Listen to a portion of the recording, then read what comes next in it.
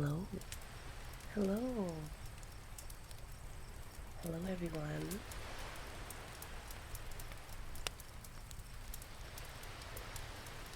That's a great effect, thank you. Yeah, so we have a little bit of a campfire going. Welcome to the campfire, guys. Sorry about the delay. Took a little while trying to make the fire. Fire isn't my best and my strong suit because, well, I live in the ocean. Hi, hello. Hi, Ultra, and hi, Jigande. So for today, I invited you guys out here to join me this evening for some cozy, campfirey, spooky, scary story vibes, you know? Like it's a beautiful night, isn't it? Don't you think? The waves behind me and the warm glow of the campfire. Yeah, feel free to grab your blankets, grab something comfy, and join me while I read you some stories. Some scary stories to tell you. Very cozy, thanks. I'm glad.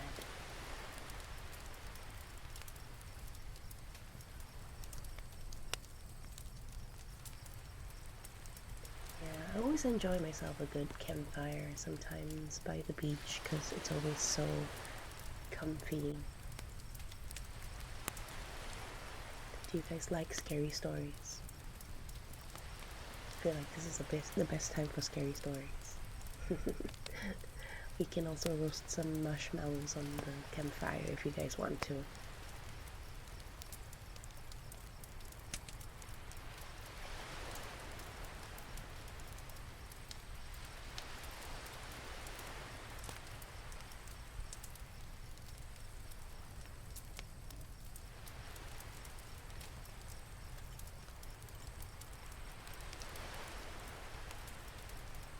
It's a good place for stories. Very few distractions. Yeah, you're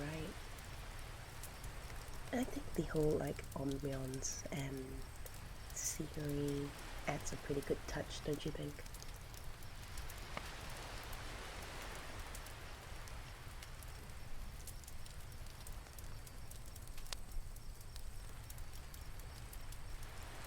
Alright.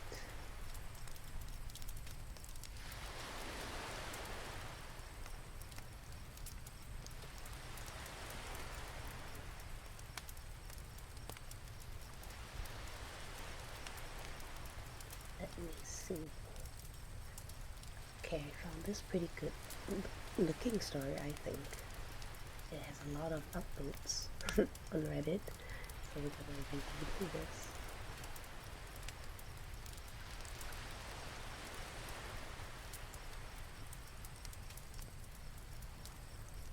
Hmm.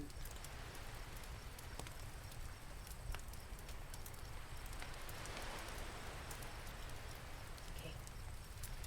This story is called We Never Open the Door When There's Only One Knock.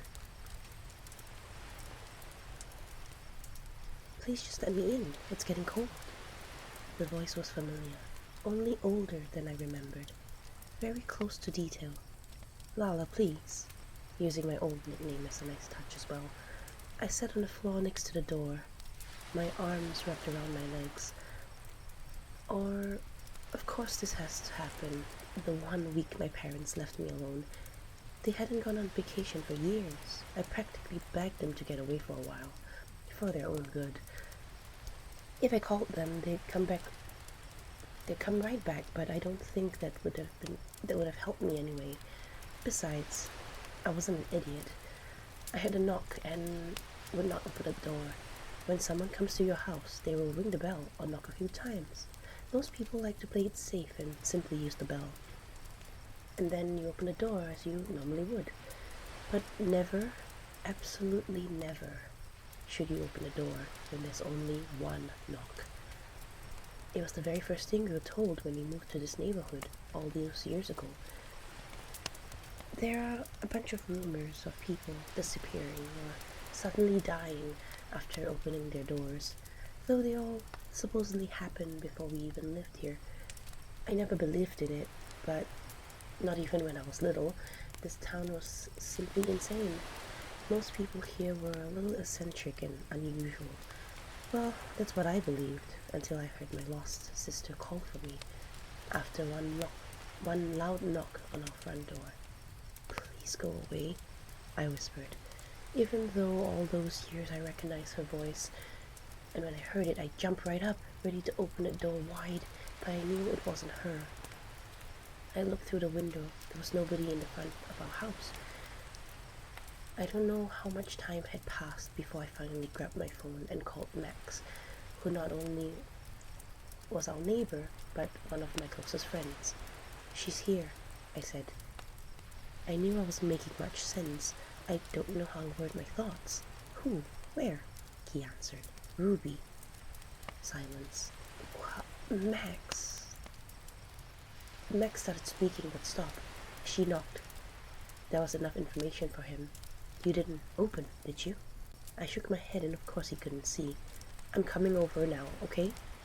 I'm not sure how many minutes passed, but Ruby had stopped asking me to open the door.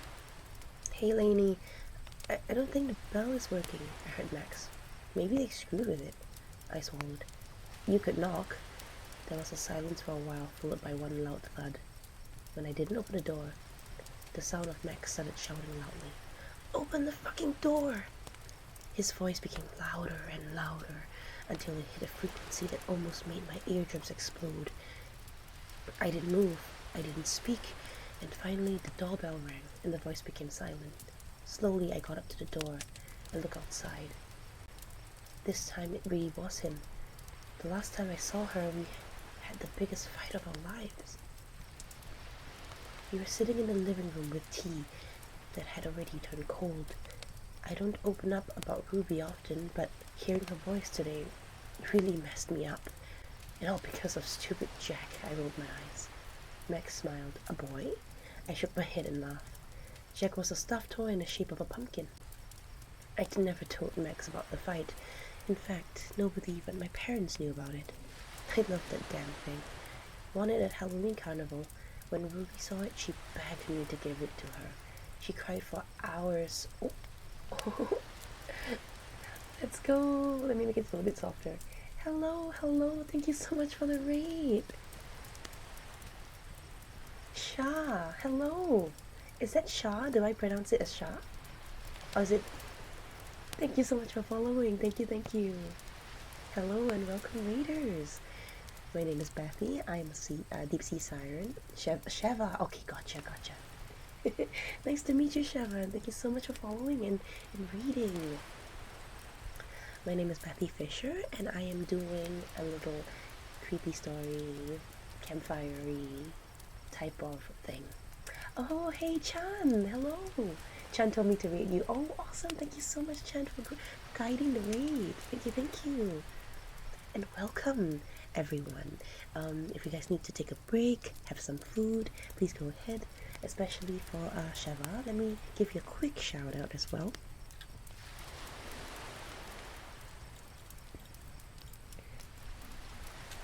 But if you guys would like to stay around, stick around and hang out while I read you some spooky, scary stories, feel free to, and I'd love to have your company. Yeah.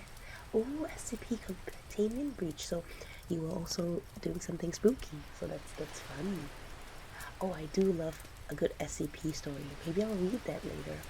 I'll stick around and look. Awesome. Thank you. Where were we? We were reading a story about not opening a door if you hear a single knock. We were doing the multiplayer mode, but it sucked. Oh no! I think it's new, right? Yeah, sometimes it's... I think I've watched some people play it. It looks pretty fun actually, even though it's kind of glitchy at times. Okay, where were we? Okay, so we were at the point where Lainey, our main character in the story, this is a story called, let me see, we never open the door when there's only one knock. because you need to actually open up a server, so we have to join randoms. I see. Yeah, that might be a little bit annoying. It'd be fun if you played with friends, though. I think it'd be really fun if you played with friends. Okay, so she opened the door after she heard the bell ring, which is safe to open the door. So where were we? There we are. Jack was a stuffed toy in the shape of a pumpkin. I never told Max about the fight, in fact. Nobody knew except my parents. I loved that damn thing. I won it at a Halloween carnival. When Ruby saw it, she begged me to give it to her. She cried for hours because she hadn't worn it. And even when my parents said they'd buy another toy, she wouldn't stop. She wanted mine. Well, she wanted to be just like you. It's sweet. I nodded. Ruby was a year younger than me, but she used to act like as if we were like twins. She wore my clothes, played the same sports, and always wanted to hang out with me and my friends. When I think about it now, I think it was adorable. Back then, I found it insufferable. I sighed. For days, I took Jack everywhere with me, even to the bathroom. It was probably just out of pettiness that the toy became everything to me. So when I came home from school, one afternoon, saw that Ruby had cut in half. Had it cut in half. I screamed at her like never before. She had looked at me with big teary eyes. Max put his hand on my shoulder. Come on, Lainey. Siblings fight. It's normal. I saw you with her, though, and you're a damn good big sister. I nodded. Of course, I knew it was just some stupid fight between kids. But if I could turn back time, I'd give her every shitty toy I owned. This happened 5 years ago. Ruby would be 16 now. My parents tried everything for years to find her. I believe the only reason we still live here is that they never entirely gave up hope that she'd come back home one day. Maybe now she was, just in a different way. Do you think I'm losing my mind, Max? He raised an eyebrow. I think you lost that a whole while ago, he joked. No, I'm serious. I mean, it's not possible that I actually hurt her earlier, right? He shrugged. I mean, you did hear a knock. I don't think it was actually her, though. Max and I used to make fun of the superstition when we were younger, before Ruby disappeared. We once played Ding Dong Ditch. After a few houses, Max decided to knock once at the door of our neighbor, Mrs. Telsky. Someone saw us too, and Max got the biggest lecture of his life from his grandpa. Like it was a really big deal. My parents weren't happy either, but Max was grounded for 2 months, during which his grandpa told him all sorts of horror stories from this town. I don't think it was her either, but I do think it was mimicking her, or trying to, I said. For what it's worth, I think it's smart that you didn't open the door. Maybe we're all just a little crazy, but better safe than sorry, right? Max offered to stay the night, and I immediately said yes. We got the air mattress and watched movies until I started to hear him snoring. The good thing about Max was I was never really awkward around him. He regularly stayed over since we were little, especially often after Ruby was gone. Having him here really helped against the silence. My mind became easier, my body heavier. Real thoughts started to mix with dreams. I was beginning to fall asleep. Then there was another knock. It came from the front door downstairs, and I heard it loud and clearly. My heart started to race, just like this afternoon. Max, did you hear that? I whispered. He didn't answer. Lala, it's dark. Please come and get me. Ruby's new voice cried from the outside. Max, please tell me you hear this. I looked over at him, but he didn't move. Finally, I collected the courage to get up and turn the lights. The eyes of my friend was wide open, but he didn't speak. He didn't move. I ran over to him and tried to shake him, but his whole body was stiff. Only his eyes moved. Let me in! The voice from downstairs screamed. I didn't know what to do anymore. Max was clearly awake, but it seemed as if something was holding him back. Almost as if he was having sleep paralysis, but his eyes were open. They're pulling me away, Lala. Help me, please help me. I don't know what happened then, but I immediately jumped up and ran downstairs. Some kind of instinct kicked in. Maybe it was her. Maybe I could pull her back inside. But if it really was Ruby, was she also the one doing this to Max? My hands touched the cold door handle, moving as if I was in a trance. I have Jack. They fixed him. Lala, we don't need to fight anymore. Those words pierced through my body and woke something up inside me. I stepped away from the door and walked back upstairs, passing my room where Max was still lying still. But I didn't stop. I walked to the next room, Ruby's old bedroom. Everything there looked the way it was when she was still there. My parents couldn't change it. Everything was still the same, and Jack was still placed on the bed where I put 5 years ago, after I'd sewn them back together. They almost caught me. Ooh. Ooh, I got chills. What do you guys think about that story? That was kind of creepy.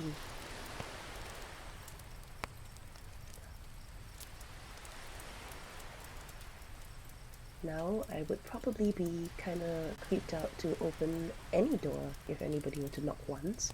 Um, if anybody came to my cave and knocked once, I think I would be... Sorry, please knock more than once. Yeah, kind of one of those mystery box stories. You don't know why this is happening, but that makes it scary. Exactly. I like those creepy stories, especially when it's like the unknown kind of situation. Those are the creepiest kinds. Definitely, definitely. I do like that one. Pretty tamed for the beginning. We don't want to go too crazy. We don't want to go too crazy because that'll be a little bit... We will not be able to sleep tonight. Let's see. Let's find another one. Another good one. One of this is my favorite actually, but it's a little long, so I might think to... This one looks pretty scary, but I think this is like a series, so maybe not. Ooh. This is another one where it's like scary in the middle of the night stuff. Let's see how long this is. This is... Ooh, okay, this is something similar to the one that we just read, but instead of knocking, it's the doorbell. So now we're gonna be scared of both the doorbell and the knocking. So, yeah, gotta get ready for the scary. Just never answer, exactly, just never answer the door. Like, I just leave the parcel at the door and do not come in. I do not trust anybody at my door. No one at my door is... I trust. No. Alright, let's see. Let's make this nice and big so I can read it. This is gonna be a long one, but I think it's gonna be a good one. I think I've read this once before, and I did like it.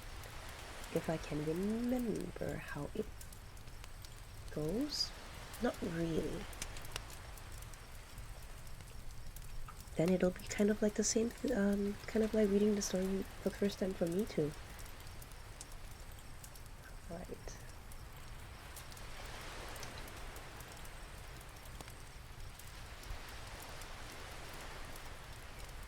But to be honest, looking at all these like creepy, scary stories, I find the ones that are in relation to like humans or like real things are scarier than the ones that are of things that may not exist, you know? Like anything to do with like the supernatural or anything to do with mystical stuff. I never find them as scary or spooky as like there's a man at my door and I'm like, oh my god, I don't want to talk to the man at my door. I find that is way scarier. Because I feel like maybe it's in due that in part that they might be able to reach you or like touch you. Hello, Foot UEOJ. I hope I got that right. Thank you so much for following. Hello. We're reading some spooky scary stories, and these stories are all found on the Reddit thread r/no sleep. It's definitely one of my favorite like threads that I found many years ago, because after reading many creepy pastas, I got a little bit, not a little bit bored, but creepypastas started to become a little bit crazy, a little bit not as real feeling. I don't want it to be real, but realistic, I guess. I don't know. But I do like creepypastas, but No Sleep kind of makes it a little bit deeper and a little bit scarier. So let's read this one. This one is titled "Something Walks Whistling Past My House Every Night at 3:03 a.m." Okay, this is gonna be a fun one. Every night, no matter the weather, something walks down our street whistling softly. You can only hear it if you're in the living room or the kitchen where they walk by, and it always starts at exactly 3:03. The sound starts faint, somewhere near the beginning of the lane, near the Carson place, or towards the middle of the street, so the whistling moves past us before fading away in the direction of the cul-de-sac. When I was younger, my sister and I would sneak into the kitchen some nights to listen. Mom and Dad didn't like that, and we'd catch hell if they find us out there. But they're never too hard on us, since we always stuck to one big rule: don't try to look at whatever was whistling. My neighborhood was a funny place. I lived here since I was 6 and I love it. The houses here are small but well kept, good-sized yards, plenty of places to roam. There are a lot of other kids here my age. I turned 13 back in October. We grew up together and would always play foursquare in the cul-de-sac, or roam around the back porch in the summer. This was a good place to grow up. I'm old enough to see it, and there's only two strange things here: the night whistling and the good luck. The whistling never bothered me much, like I said. I couldn't even hear it from my bedroom, but Mom and Dad didn't like talking about it, so we stopped asking questions. My dad was strong, tall, and calm. He's an accent since he moved to the US as a kid. His family, my grandparents, they're up from the islands. That's what they call it. My dad, the only time he isn't so calm is if the whistler comes up. He talks a little quicker than I move faster. He tells us not to think so much about it, and to always remember the one rule, the big rule: don't try to look outside when the whistler goes past. Not that we could even look if we wanted to. See, there are shutters on the inside of every window, thick pieces of heavy canvas that pull down from the top and latch to the bottom of the window frame. Each latch even has a small lock, about the size of what you'd find on a diary. My dad locks those shutters every night before we all go to bed and keeps his key in his room. My mom, I don't know what she thinks about the whistling. I think her out in the living room before 3:03 and the sound starts. I could see her if I cracked my door open, just an inch to peek. Not out there often, at least. I haven't caught her much, but once or twice a month, I think she sits out there on our big red couch just listening. The whistler has the same tune every night. It's cheerful. Da-da, da-da, da-da-dum, da-da, da-da, da-da-dum. I remember how I said there are two odd things about where I lived. Well, besides our night whistler, everyone in my neighborhood is really lucky. It's hard to explain, and my dad doesn't like us talking about this part much either, but good thing this is, just seems to happen to people around here a lot. Usually small things: winning the radio contests, or getting an unexpected promotion at work, or finding arrowheads buried in the yard. The authentic kind. The weather is pretty good and there's no crime, and everyone's gardens bloom extra bright in the fall. A million little blessings, I've heard my mom say about living here. But the main reason we stay here is why we moved here in the first place is my sister Nola. She's born very sick and something with her lungs. We couldn't really bring her home when she was born, only visit her in the hospital. She was so small. I remember small even compared to other babies. A machine had to breathe for her. We moved into our home here closer to the hospital. As soon as we moved here, Nola started getting better.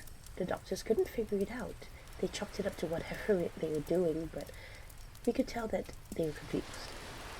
But my parents knew, even I knew, Nola was getting better, just like the other little million little blessings that we got from living in this neighborhood.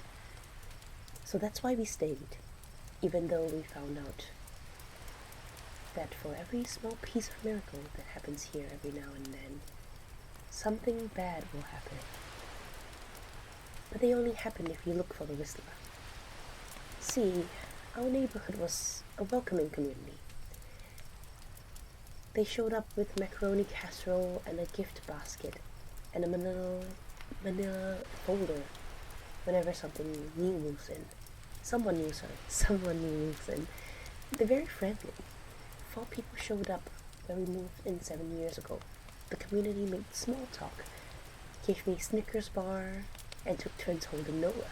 It was the first week out of the hospital, so they were extra careful.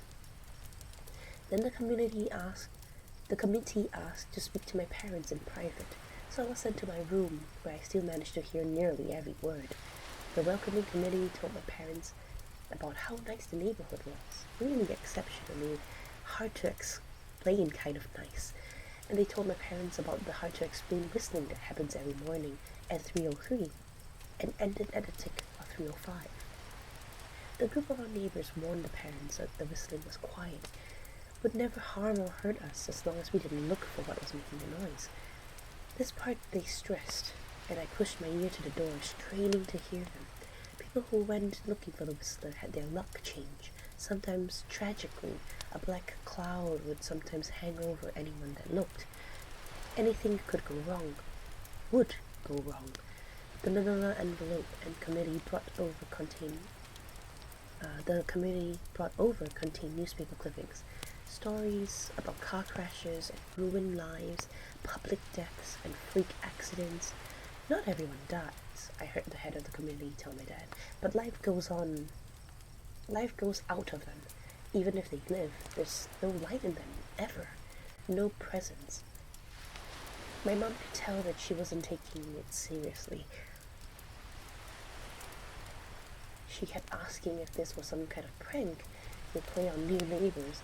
At some point, my mom got angry, accused the committee of trying to scare us out of our new home, asked them if they were racist on account of my dad being from the islands. My dad calmed her down and told her that he could tell that our new neighbors were sincere, and they were just trying to help us. He explained that he grew up hearing these kind of stories from his mom, and he knew that there were strange things that walked among us. Sorry about that. Some of these strange things were good, and some were bad, but most were just different. After the community left, Dad went up to the hardware store, bought the canvas blinds and latches and locks, and installed them on every window in the house after dinner. That first night in our new house, I crept out of my room at 3 a.m. only to find my dad awake, sitting on the living room couch, holding my baby sister. My dad held up his finger in a shh motion, but patted the couch next to him. I sat and we waited. At exactly 3:03, we heard the whistling. Da-da-dum, da-da-dum, da-da-dum, da-da-dum. It came and it went, just like our neighbors said. The whistling returns each night, and we never look, and we enjoyed our million little blessings every day. Nola breathes on her own, and she's grown into a strong, clever girl. My dad even joined the welcoming committee. We don't get new neighbors often, but why would anyone want to leave? But when a new family moves in, my dad and the committee brings them macaroni casserole, a gift basket, and a manila folder. I can tell that by the look on my dad's face when he comes back from a family. He comes back if the family took the community seriously or if we were going to get new neighbors very soon. Not long ago, a family moved in directly next to us. The previous owner, Miss Maddie, passed away at age 105. She lived a good long life. Our new neighbors seemed like they fit in just fine. They believed in the welcoming committee and took my dad's advice about locking the shutters since they had a young child of their own. Whatever newspaper clippings here in the manila envelope, whatever evidence my dad never let us see, but I imagine that it must have been awfully convincing since our neighbors got along with no issue for the first month. One night, when our new neighbors had left town, they sent their son, Holden, to stay with us. He was a 12-year-old, a year under me in school. I didn't know him well before that night, but as soon as his parents dropped him off for dinner, I could tell it was going to be a bad time. Do you know who is always outside whistling every night? Holden asked the moment adults left the room. The three of us were sitting in a den, some Disney movie playing idly on the television. My sister and I exchanged a glance. We don't talk about that, I said. I think that's the weirdo that lives in the big yellow house in the corner, Holden said. Mr. Tolls, my sister asked. No way, he's really nice. Holden shrugged. Must be a psycho killer then. Nola tense. We don't talk about it, I repeated. Let's go to my room and play Nintendo. We spent the next few hours playing games, eating popcorn, and then watching movies. A typical sleepover, but I could see Holden was getting antsy. My parents had wished us good night, locked the blinds, and gone to bed. Holden stood up from his beanbag and walked towards Nola and I sitting on my bed. Have you ever tried looking? He asked. It's nearly time. Like most sleepovers, we conveniently ignored any suggestion of a bedtime. I was shocked to see that he was right. It was nearly 3 a.m. I sighed. We don't... See, I can't even try to look because my dad locks the blinds every night and hides the key. He continued, ignoring me. So does our dad. Said Noah. No. No, he doesn't. You saw him do it. I said, a little sharper and I meant to sound. Holden grinned. Your dad locks the blinds, yeah, but he doesn't hide the key. He keeps it right on his normal keychain. So? I asked, worried that I already knew what he was about to say next. Because I had noticed my dad didn't bother hiding the key anymore after all these years. Because he knew that we took it seriously. So after your dad locked up, but before your parents went to bed, I went to the bathroom, and on my way, I may have peeked into their room, and I may have seen... Oh. Hello, Yimmy. Thank you so much for following. Welcome, welcome. My name is Becky. We're reading a little bit of some spooky stories right now. Let's see, where was I? There we are. And I may have seen your dad's keychain on his nightstand, and maybe went to borrow the key to the blinds. Nola and I stared at his grin and it grew wider. You're lying, I said. Holden shrugged. You can check if you want. Just open your parents' door and look. You'll see his keychain right there on the nightstand. Stay here, I told both of them. Don't move a muscle. I hurried over to my parents' room but hesitated at the door.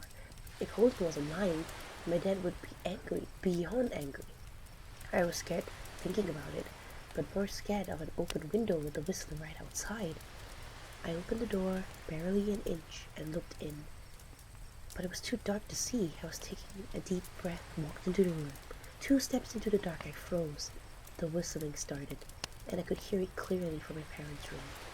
I never realized, but they must have heard that sound every night since we moved into this house. They never told us. I don't think I could sleep through it. I stood there, listening to the whistling come closer, unsure whether to turn on the light or call out for my dad.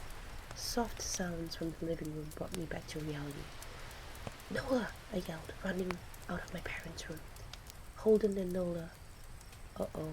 Holden and Nola were standing near the front door, next to a window. Holden wasn't lying. I could see him fumbling with the lock on one of the blinds. I heard a click. He did have the key.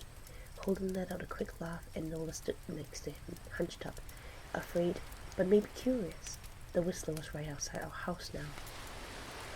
I think I made a sound, called out, I can't remember. Time felt frozen, clock hands nailed to the face. I found myself moving. I'm not fast. I've never been athletic. Somehow, though, I covered the space between myself and Nola in the moment. My eyes were locked on her, but I heard Holden pull the blind all the way down so that it would release.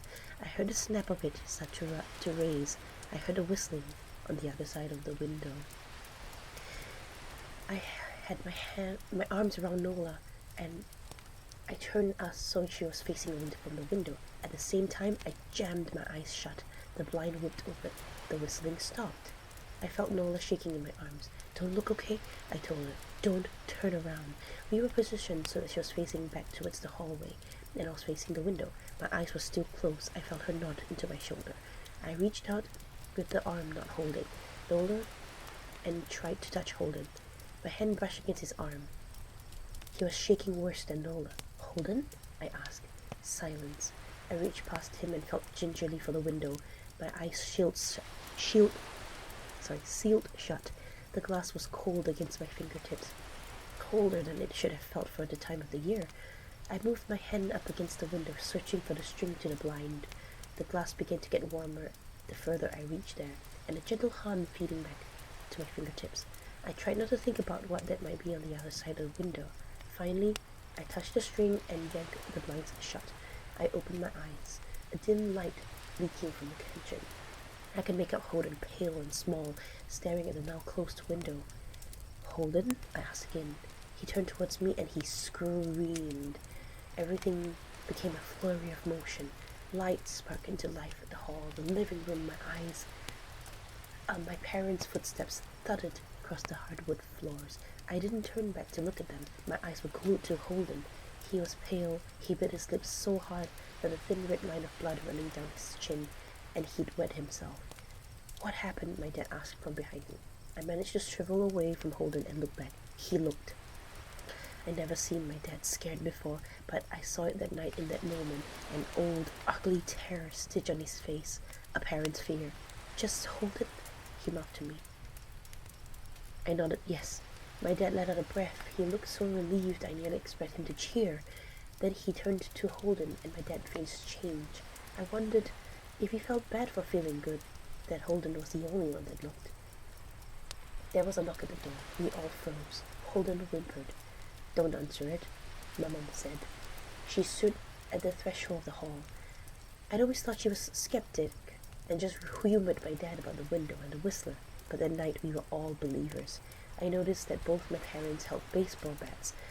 They must have taken from their bedroom. The knock came again, a little louder this time. "Please don't open the door," Holden whimpered. My dad walked over to him and hugged him close. "We won't," my dad promised, still holding his bat. "Nothing is coming in here tonight." Thud, thud, thud. This time the knocking was loud enough to rattle the door. Holden screamed again, and Nola clutched her arms around my neck. My mom came over and knelt next to us, wrapping my sister and me close. Thud, thud, thud. "Call the police," my mom whispered. The knocking instantly stopped. My dad looked over his shoulder at us. "Do you think?" He was cut off by frantically knocking that trailed off to the polite tap, tap, tap. "Police," he said, to the from the other side of the door. The voice outside sounded exactly like my mom, like a parrot repeating the words back to her. "Police, call the police, tap, tap, tap, police." My mom pulled us closer. "Police, police, police, police." "Please stop," I heard her whisper. "I don't think calling them will help," my dad said. "How will we know if they're the ones at the door?" The knocking came back harder than before. The door shook, and then it stopped. After a long moment, I heard the knocking again, but it was coming from our back door. We all turned together towards the back door, but the knocking immediately returned to the front door. The front to the back, back to the front. Now loud, then quiet, then loud again.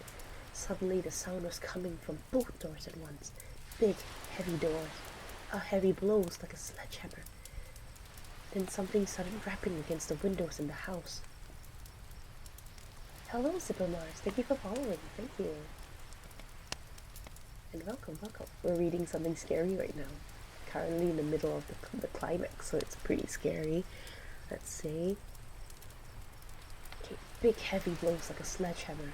Then something started rapping against both the windows of the house, then the walls. It was like we were living inside a drum with a dozen people trying to play at once. Or we were a turtle and something was attempting to claw us out from our shell. "Stop!" Holden yelled. The knocking died. "I won't tell." Holden said, staring at the door. I promise I wouldn't tell anyone what I saw. Please just go away. We waited for nearly a minute. Then we heard it. A soft tap tap tap coming from the window Holden had looked through earlier. Holden started to cry, sobbing like a prisoner watching gallows being built outside their cell. My dad held him, brushed his hair, but never lied to him, never told him that things would be okay. The tapping at the window went on for the rest of the night. We huddled together in the living room for I don't know how long. Eventually, my mom tried to take us kids to the room, while my dad stayed to watch the door. But the second we moved to my bedroom, the knocking came back, so loud it was impossible to ignore. I was afraid the door couldn't take it. We went back to the living room. The knocking stopped. Only the tap tap tap on the window remained. None of us slept that night. The tapping stopped around 7 a.m. That's about the time the sun comes up. We waited another 2 hours before my dad opened the blinds from one window. He made us all go back to my parents' bedroom first. I heard him open the door and come back in. Okay, it's done. Holden's parents came back around lunchtime. My mom and my dad walked Holden over to his house, and they went inside for quite a while. Nola and I watched from the window. She stuck to me the whole day, right by my side, sometimes holding my hand.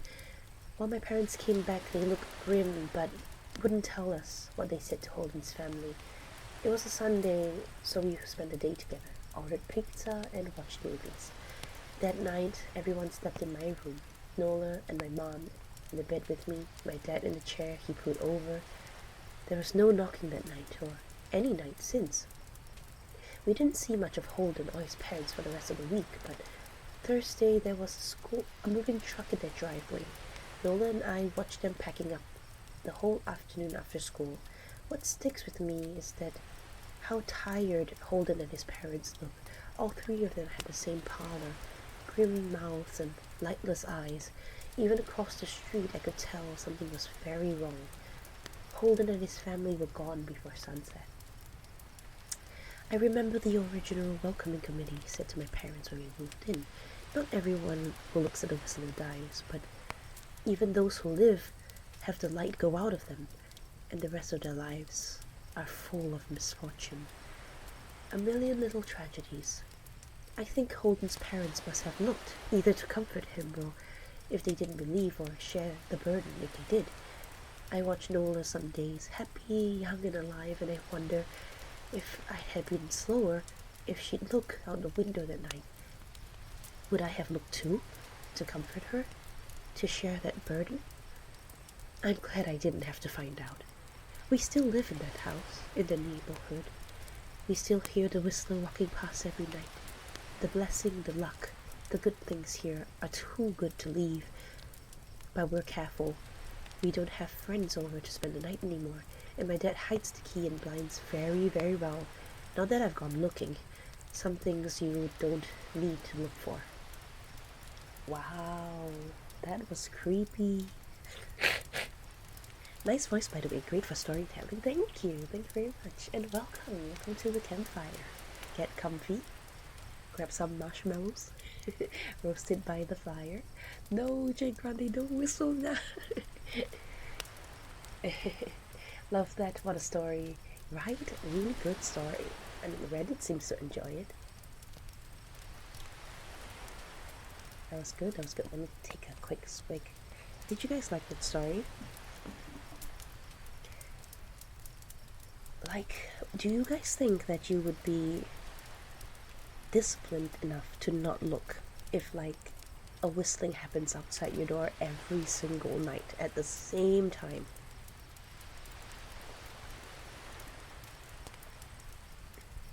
I liked it. Nice. I liked it too. I feel like, I don't know, will I be curious to look? If people warned me about it, to not look, I feel like I just like not look, because I feel like that just be the safer thing to do, really.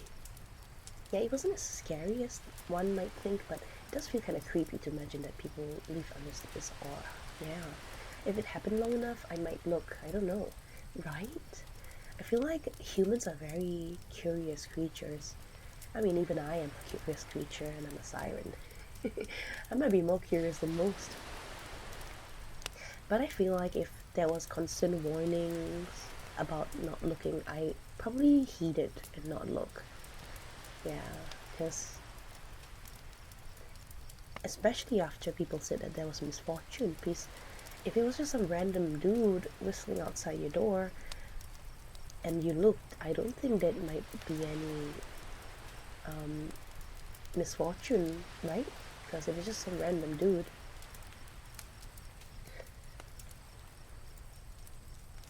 it's also something that nobody really helped the family to look. It's basically they got up and left. I feel like maybe they couldn't help them because since they said this happened many years, for like many years to many families, maybe in the beginning when everybody else was still skeptical about the whole situation, they did try and help, or like most people try and look, and then it just became really bad. And like I got a feeling like this kind of situation happens where like the whole cul-de-sac had many families, right? Maybe a few families stuck to the superstition, but the rest of them were like skeptical, so they watched everyone go crazy. Some people had bad things happen to them, a lot of people moved, a lot of people left.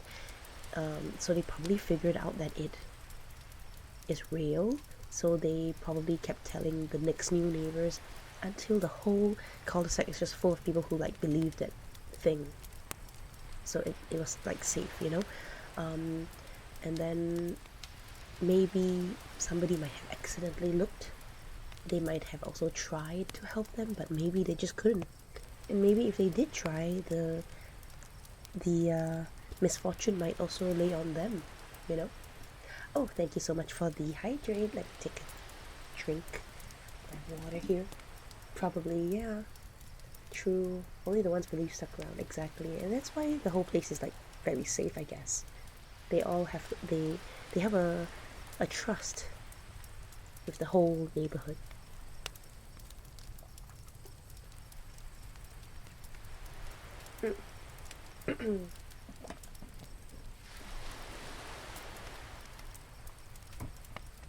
Thank you for the stretch. Let me give a big stretch.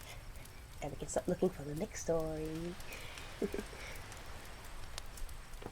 Oh, did you guys hear that? I'm not sure. There we go. That's fine. Ooh, this one looks pretty creepy. Let's see if this is long. Oh, this is pretty long.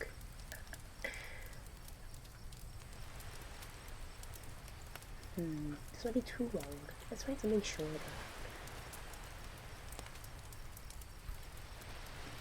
Oh, I've read this before, and I think I remember it being pretty nice. Okay, that's a story called... That's why you gotta stop shrimping. Yes, I gotta stop shrimping. Gotta sit up straight. Okay, this story is called She Sold Happiness in Glass Jars. Maybe you guys have heard of this before. I think it's quite a famous one from No Sleep.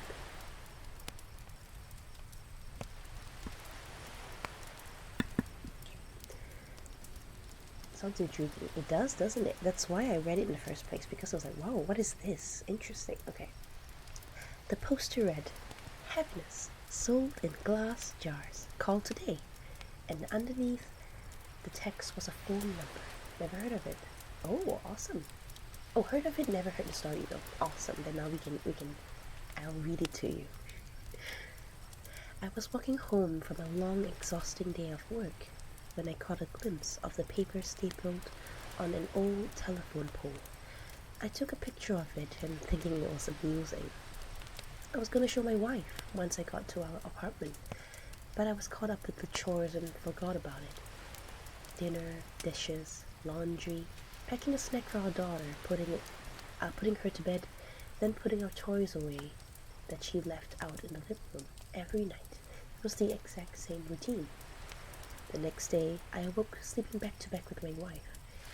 I always had to get up earlier than she did for my job, so I quietly got ready for the day and headed for the door.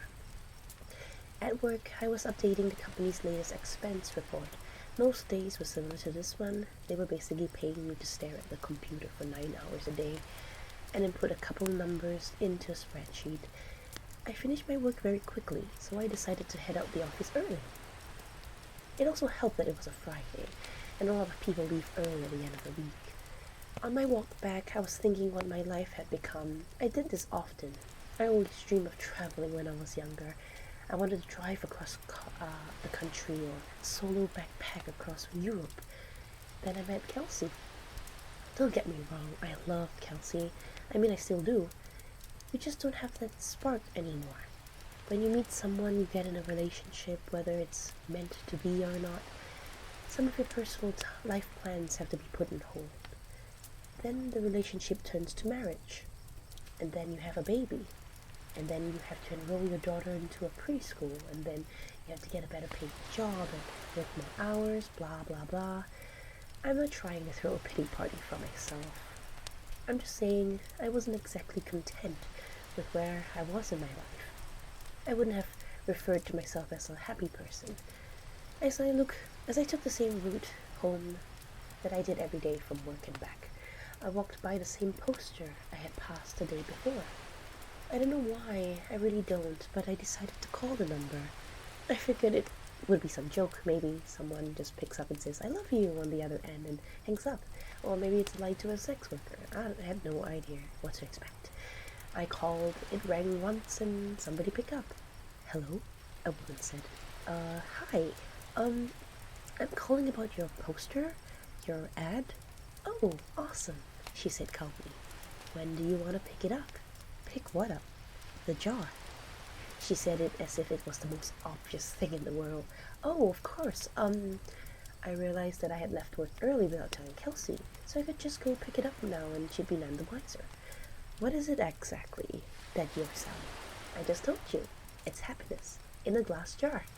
The poster said, "Happiness keeps best in glass jars. They're more durable than, say, a plastic bag." Okay. Should we meet somewhere?" "For sure. I don't want you to end up being a creep or something. Let's go to a public place." "Hello, Jessica Princess 24. Thank you so much for following and welcome. We're reading a little story right now. Feel free to join us." "Hello, no worries. Hey, look at all those emotes. So cute. Nice and comfy. Okay, there will be. Okay, the public place we decided was a Starbucks parking lot, a little over a mile from me. Now, I didn't think that I was really going to be buying a jar of happiness or whatever. I was 99% sure she was going to sell me drugs, or maybe heroin would be in the jar. I remember thinking, oh no, happiness, probably a nickname for some street drug that I was going to go for a drug deal. What if she was a cop? Am I going to get arrested? But something inside me told me to keep walking, so I did. I stood outside and texted her. "I'm here." "Cool, be there in a sec." "What are you driving?" "Silver Camry." And that was the final text that came true. I saw her car pull in, and she took a spot not too far away from where I was. I could see that no one else was in the car, which put my kidnapping fear to rest. She opened the door and stood in the pavement, looking around until her eyes met mine.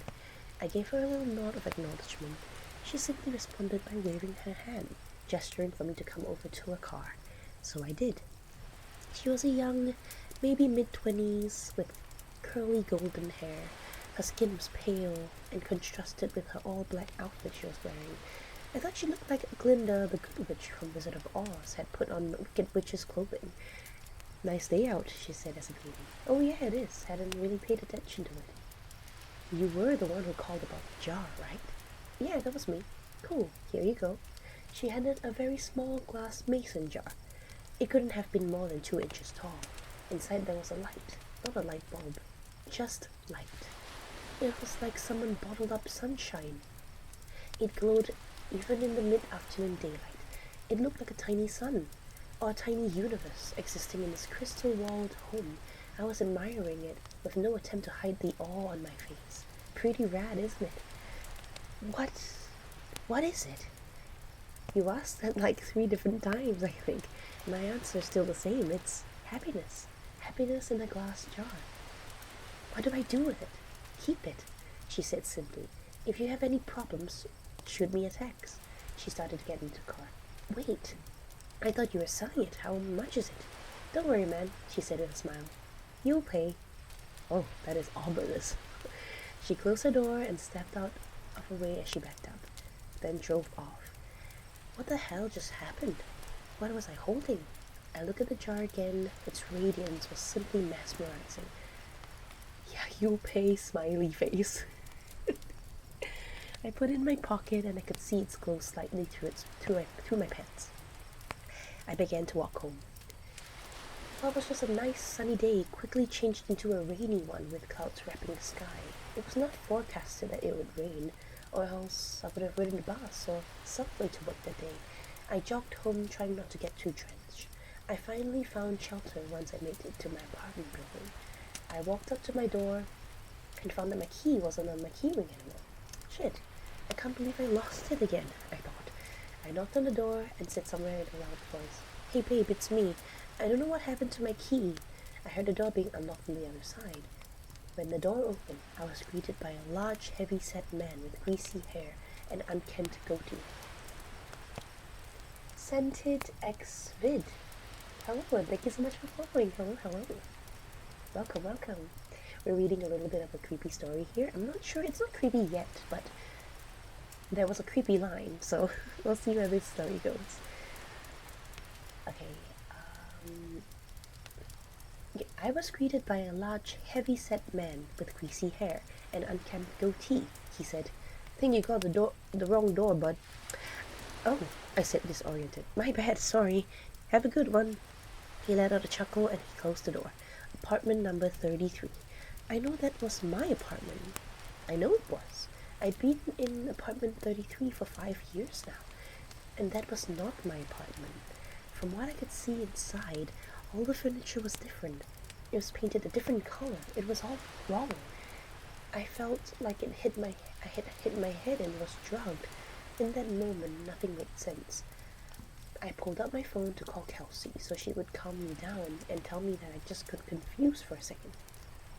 But her contact wasn't in my phone. In fact, nothing was in my phone. I had no messages with her, no previous calls, no pictures. It was like my phone reset to factory mode. Did that girl somehow switch my phone when I wasn't looking? I would have dialed Kelsey's number manually, but I couldn't quite remember it. I had known it by heart before, but not anymore. I needed to get back to the office. I had all my contacts backed up on my work computer. Since it was still raining, I hopped on the bus, which had to stop right in front of the apartment complex. I rode downtown towards my office, the whole time staring at my wet shoes, wondering what the hell was going on. We had a keycard access to my building, so only authorized personnel could get inside. I always keep my access card in my wallet, always, but surprise, surprise, it wasn't there.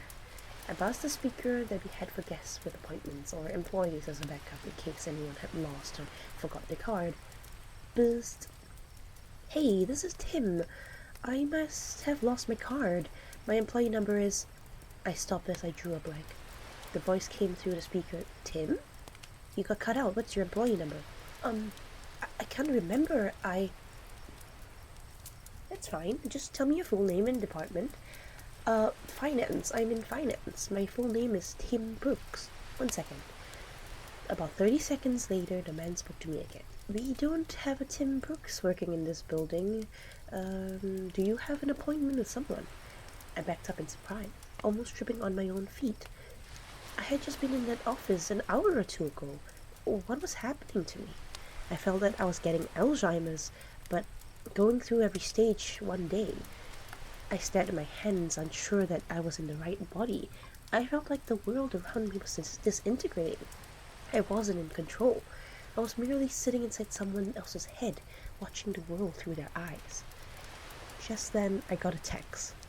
I recognized the number immediately. It was the girl, the one who gave me the jar. I had forgotten all about it until I saw her text. Hey, how's it going? I looked at my phone, dumbfounded. It made me angry she was so nonchalant about this. She knew what was going on. She had done this somehow. What the hell did you do to me? The worst is yet to come. Oh my god, I just got chills. Holy shit.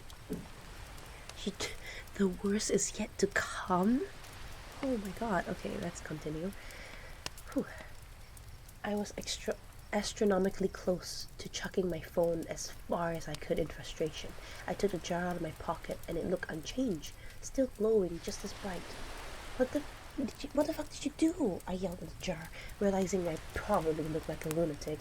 I stared at its glistening glass, realizing something. I didn't know what my wife's face looked like anymore. I knew her name. I knew it started with a K, or maybe C. I couldn't picture her in my mind. I knew I had a wife. I knew I did. Yes, because I had a daughter. I had a wife and I had a daughter. I just couldn't remember their face or their names or their birthdays or any memories I had with them. I knew they existed. They did exist. I had just seen them this morning, right? I couldn't remember how she looked or what she smelled like. What was our first date? We had a wedding, right? What about our first kiss? Or my daughter, or was it my son? Maybe I didn't have a kid, but my wife or girlfriend, she was real. I knew she was. I thought the thought was tearing me apart. I couldn't see her in my head. I couldn't recall a single fact about her. Bestie Float, thank you for following. Hello, hello. Sorry, I was like mid narration. Let's see. I was standing outside the same building, but I was unsure why I was. Did I work here? I must have worked somewhere. The rain was accompanied by a chilly wind now. It was whipping at my face, making my nose and cheeks sting. I wanted to go home. I wanted to be with her. I wanted to be warm. I wanted to go to a shitty office job, but kept the roof over my head. I wanted it all. I was soaking wet. I was miserable. I couldn't remember my parents or my childhood. Did I even have friends? Why was I in the rain? I looked down at my hand and I was still clutching the jar. The only memory of my entire life I could concretely remember was the girl giving it to me, telling me it was happiness. It did not only bring happiness, it brought pain. It brought suffering. It was more miserable than the moment I'd ever been. My phone buzzed. Break the jar, Tim. Break the jar. I looked at my other hand. With the setting sun and the rainy sky, I swear the jar glowed brighter than any streetlight near me. I didn't break it because I was following her instruction. I broke it because I was angry. I broke it because I was upset. I needed a release. I raised my arm above my head and brought it down with one swift motion, shattering the jar on the concrete beneath my feet. That dark, chilly air accompanied the rain spread away like it was a shock wave of a bomb going off. And I was at the epicenter. I saw the warm yellow light from inside the jar spread rapidly across the ground and ascend into the sky. It was as if I was watching the beginnings of the universe being created, like God had snapped his fingers and said, "Let there be light." I was engulfed in it. I could no longer see street or rain or anything dark. I felt like I was plummeting into a star going faster than the speed of light. It felt like I was sitting in front of a fire on a cold winter's night, but that warmth was covering every inch of my body. And then I blinked. Immediately, I felt the sheets beneath me, my back barely touching my wife's. I was staring out the window. The morning light drenched through the glass and gleamed on my face. I stood from the bed and grabbed my phone. It was Friday morning. I had one text. "Let me know if you need another jar." I called in sick to work. I snuck into my daughter's room and greeted her with a kiss, and I told her she didn't need to go to preschool today. We were going to have a family day. She smiled and stretched out her arms with a yawn before curling up and falling back asleep. I got back in bed and squeezed my wife tightly. I didn't let go for hours. My daughter came up to our room and woke us up eventually. She was jumping on the bed and shouting for us to wake up.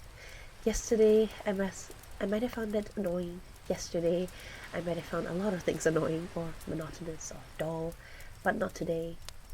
Today I pulled her under the covers in between me and Kelsey. Today was going to be a good day. Today I was happy. Oh my god, the ending made me tear up a little bit. It was sweet.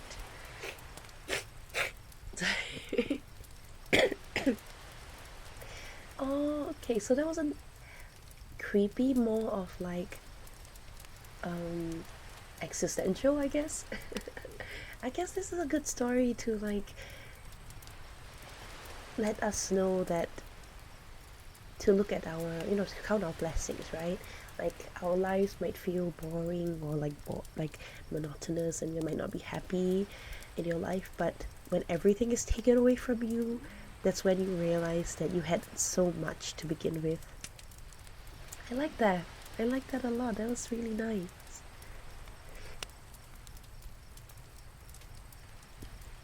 That would fall into a good anthology series, one of those moral of the story kind of things. Yeah. And the fact she was like, call me if you need another one, so that you can be reminded that your life is good.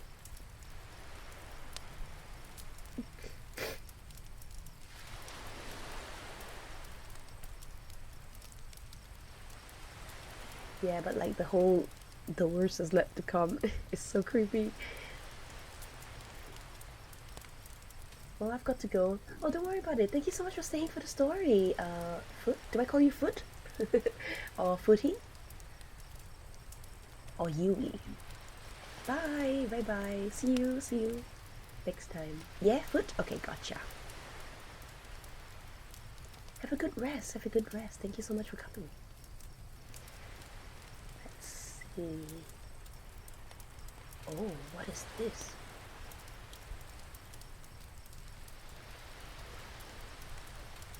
This looks like a heavy topic. Let's not do that. Ooh, this one's called Spooktober. So I guess this is a good Halloween story. Let's see whether we can read this. It's very, very, very long. Oh god, it's very, very, very long.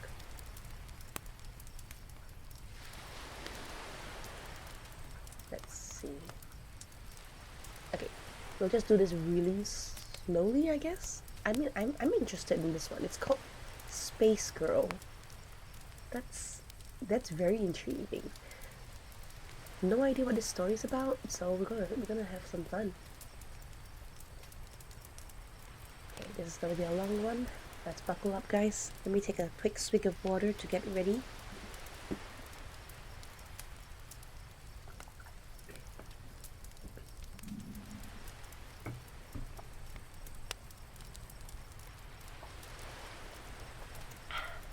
Okay, gotcha. We called her Space Girl. Her real name was Megan Daniels, but nobody actually called her that. Yeah, I wonder how a story called Space Girl can be scary. Exactly right. It looks like from the comments people seem to like enjoy it, so we'll see. She'd been called Space Girl since grade 2. She was the kind of kid who stuck out from the crowd with her long red hair, ghostly pale skin, and Coke bottle glasses. For as long as I'd known her, Space Girl had been quiet. She didn't like to be around us. She didn't play with us when we were kids. She didn't even talk much.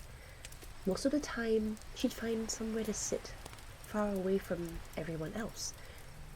Then she'd open up her little notebook and scribble inside of it. Sometimes she wrote poems, sometimes she drew, but she was always a little off in her little world. Nowadays, I understand why we targeted her. She was different, and she was alone. That doesn't justify any of it, but kids can be cruel. I remember it was Sasha Brown who told me that Space Girl was, our word, because her mother was on drugs. She probably made that up, but we all believed it. She had always been the worst towards Space Girl and kept that up until the very end. I'll probably be censoring some words if they're like slurs or anything. It all started in grade 5 when Sasha took her notebook. It had been raining that day. Oh, a lot of rain. So we had indoor recess. Space Girl sat in the corner in the desk, eyes focused on her notebook as she methodically worked her drawings. Sasha and I had been sitting nearby at our desks. You simply just watched her do her thing. I can't believe she let that R word sit with us, Sasha murmured. Look at her. Why does she even let them be in schools? They're not gonna learn anything. It's a mean girl. Better than living at home with her crackhead mom, said Tanya Everett. She and I weren't exactly friends, but she sat close to Sasha and I. My dad says that he sees a different car in front of her house every day. He says that she lets boys come and pay her so that they can have sex. None of us could have really said the dreaded S word at the time. Sex was still a terrible unknown thing that we all had been raised to believe that nobody decent would ever do. Space Girl paused, and her eyes darted away from a book to look at us. I can only imagine she heard us. Sasha just stared right back at her. What? Do you have a problem, Space Girl? She asked. The teacher was out of earshot, and that gave her carte blanche to say whatever she wanted. Space Girl didn't respond. She just looked back at her notebook, but Sasha had been challenged, or at least she thought she had been. She looked over to the teacher's desk to make sure she was busy. Then she got up and moved closer to Space Girl. What have you been doing in there, R-word? She reached out and snatched the book before Space Girl could stop her. What even is this? A unicorn? Are you like 5? I'm using like my mean girl voice.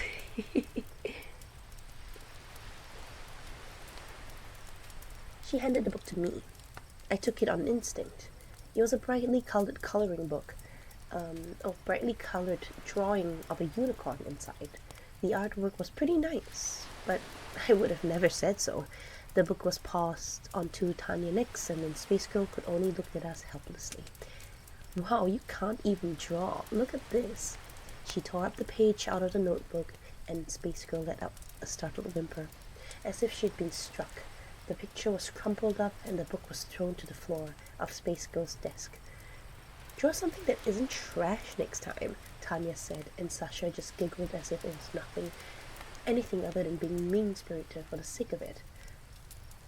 Space Girl slowly picked her book off the floor, avoiding eye contact as Tanya and Sasha turned away from her. I continued to stare. I remembered that the way she moved was so defeated, as if she were shrinking in on herself. She looked up at me, but for the moment I felt bad for her. I really did. But I didn't do anything about it. I just left her to rejoin the others. After that, Space Girl became an easy target for Sasha and Tanya. Every chance they harassed her, and I regret to admit that I was usually right there with them. During the days when we would go outside for recess, Space Girl would always sit beneath the same tree, always working in her notebook. When she did, we would always lean on the trunk and look down over at Space Girl's shoulders. Wow, that's really good, Space Girl, was how most of our comments would start. Did you mean to draw it like that? Like it got hit by a truck? Or is it your style? That's so rude. As like an artist, it's so rude. There was never a compliment. She would always find something to needle. Can you draw me? Oh my gosh, I just got like just got flashbacks. People who were like, can you draw me for free? Sasha once asked, I heard that our words were like art geniuses or something. Maybe it'll look like a person. Space Girl didn't look up at her. She simply be trying to not acknowledge the insults. I wouldn't pretend like I was blameless either. I never stopped them, and there were plenty of times where I was right there making fun of her, because that was what we did. We weren't the only ones. More or less, everyone hurt her in some way or another, but she never complained. She was either too scared to. See, this is the problem. A lot of the times in schools when people are like, if somebody bullies you, just ignore them. Like, you should, like, when you do that, some people don't stop, you know, they just continue bullying you. And like, they make it as if you're like an easy target because you don't fight back. Okay, it was late December in the 7th grade where things got even worse.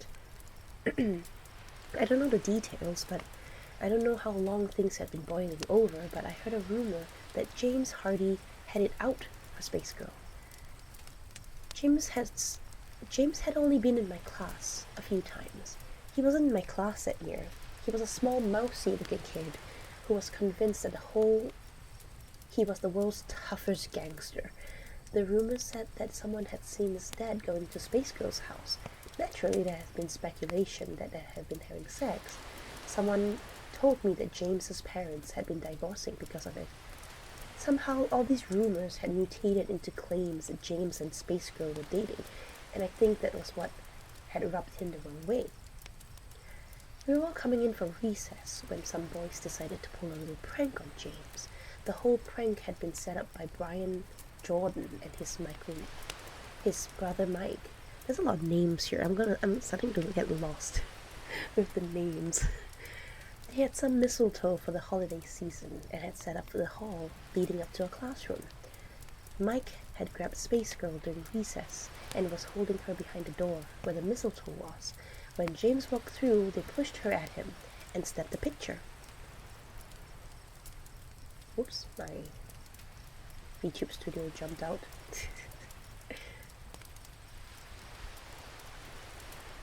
They both hit the ground, and I could hear the other boys laughing. "Look, she wanted to give you a kiss," one of the boys said.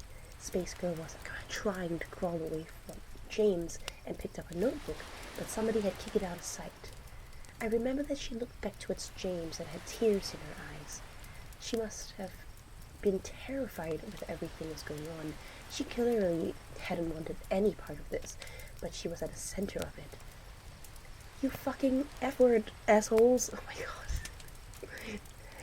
Kids and that language, man. Hello, Lavos, hello. It's been a while. I miss you too. Good to see you, Hey, she just wanted to give you a smooch, laughed Brian. Come on, give her a kiss. We're currently reading some stories right now. So I'll be making like weird teenager comments sometimes. Someone pushed Space Girl towards James and he glared at her, as if this was all her fault. She tried to stand and run, but he was angry and wasn't thinking straight. I watched as he grabbed her and hit her. A square punch to the jaw.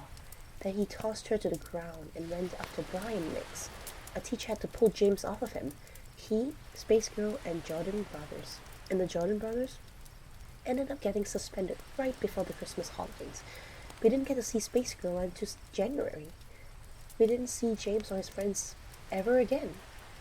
On Christmas Eve, there was a car accident on the highway outside of my town. Supposedly, it had swerved off the road to avoid an animal of some kind and gone into a ditch. Mike, Brian, and their parents did not survive. On December 27th, James was killed while outside shoveling his driveway. My parents told me he had been attacked by an animal, possibly a deer or something. But that seems so unusual. I'd never heard anything about a deer attacking people before, especially not in my area. I went over to Sasha's house on the day before New Year's. We'd both gotten some gift cards for Christmas. We were all planning to walk to the mall together to use them. Her parents weren't home, and they both had work. So it was just us when I got there. "Hey, kept me waiting," she said as I knocked on the door. "Sorry." "It's fine. I'll be ready in a bit. Come on upstairs. I want to show you something."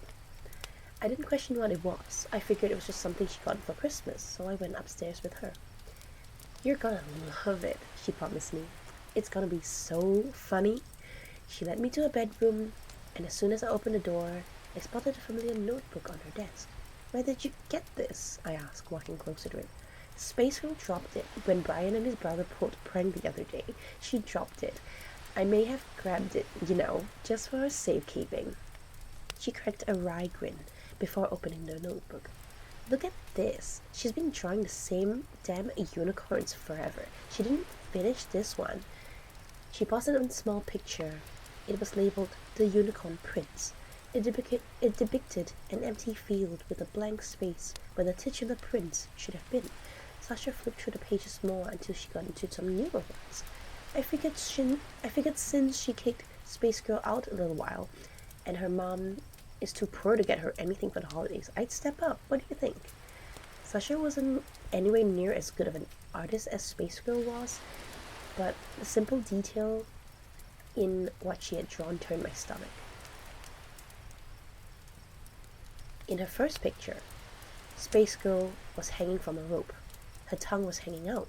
Her eyes were closed. In the second one, Space Girl had a gun in her mouth. The third one, she was standing at the edge of a building. Sasha giggled as I flipped through her crude depictions of suicide. There were pages of them. What do you think? She asked with a grin. Oh my god, I'm not sure whether you heard that, but that was my stomach growling. I guess we better cook some food over this fire soon. Maybe some sausages. Did you hear it? I'm not sure whether my mic picked that up.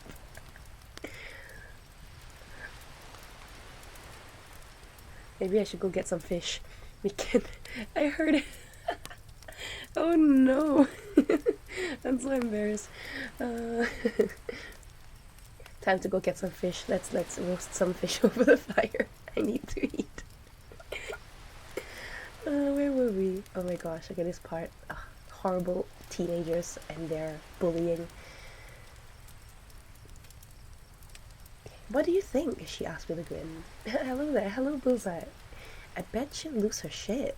I closed the notebook and I walked over to Sasha. Are you out of your mind? I asked. Sasha's grin faded. What do you mean? You stole her notebook just so you could draw this? Sasha, that's really messed up. It's Space Girl. Who the hell cares about Space Girl, Jane? You just drew her killing herself over and over again. I took the book off the desk. Do you not understand what's wrong with that? Oh, have a good lurk. Thank you so much for coming. Thank you. Sasha just stared at me like I was crazy. Fine, sue me. I was trying to be funny, Sasha said. Just give it here. She outstretched her hand to take the notebook and I pulled it back from her. No, you're gonna put something else in there. Anger flared in Sasha's eyes. Jane, just give me the book. No. I opened the book and started to tear out the pages of Space Girl's suicide. Sasha lunged for me, trying to grab at the book, and stopped me. But I pushed her back. I didn't mean to push so hard, but I did. And she fell, landing hard on the ground. For a moment, Sasha looked up at me, wide-eyed in shock. I don't think anyone had laid a hand on her before. Then I saw something in her eyes, not just anger, something worse. It was the same thing that had prompted her to draw those horrible pictures of Space Girl. I turned and I ran, bolting down her stairs and out of her front door, back into the snow. I clutched Space Girl's notebook into my chest the entire time and did not let it go until I got home. I spent the rest of the Christmas break terrified that my parents would get a call from Sasha's. I pushed her, and it seemed like such a big deal at the time. In hindsight, I doubt Sasha had told her parents what had happened. They would have asked why I pushed her, and I would have told him about the notebook. On some level, she must have known that what she did was wrong. She was a cruel person, but there was a limit. Part of me hoped that she'd realize that I was right, and we could patch up and when school started again. But honestly, I wasn't so sure.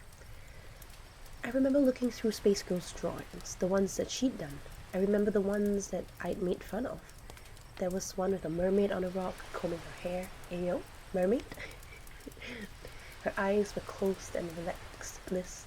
I remembered saying how stupid her facial expression looked, but honestly, kinda liked it. I flipped through the pages some more, through unicorns, fairies, and castles. That sounds like such a fun book to see, though.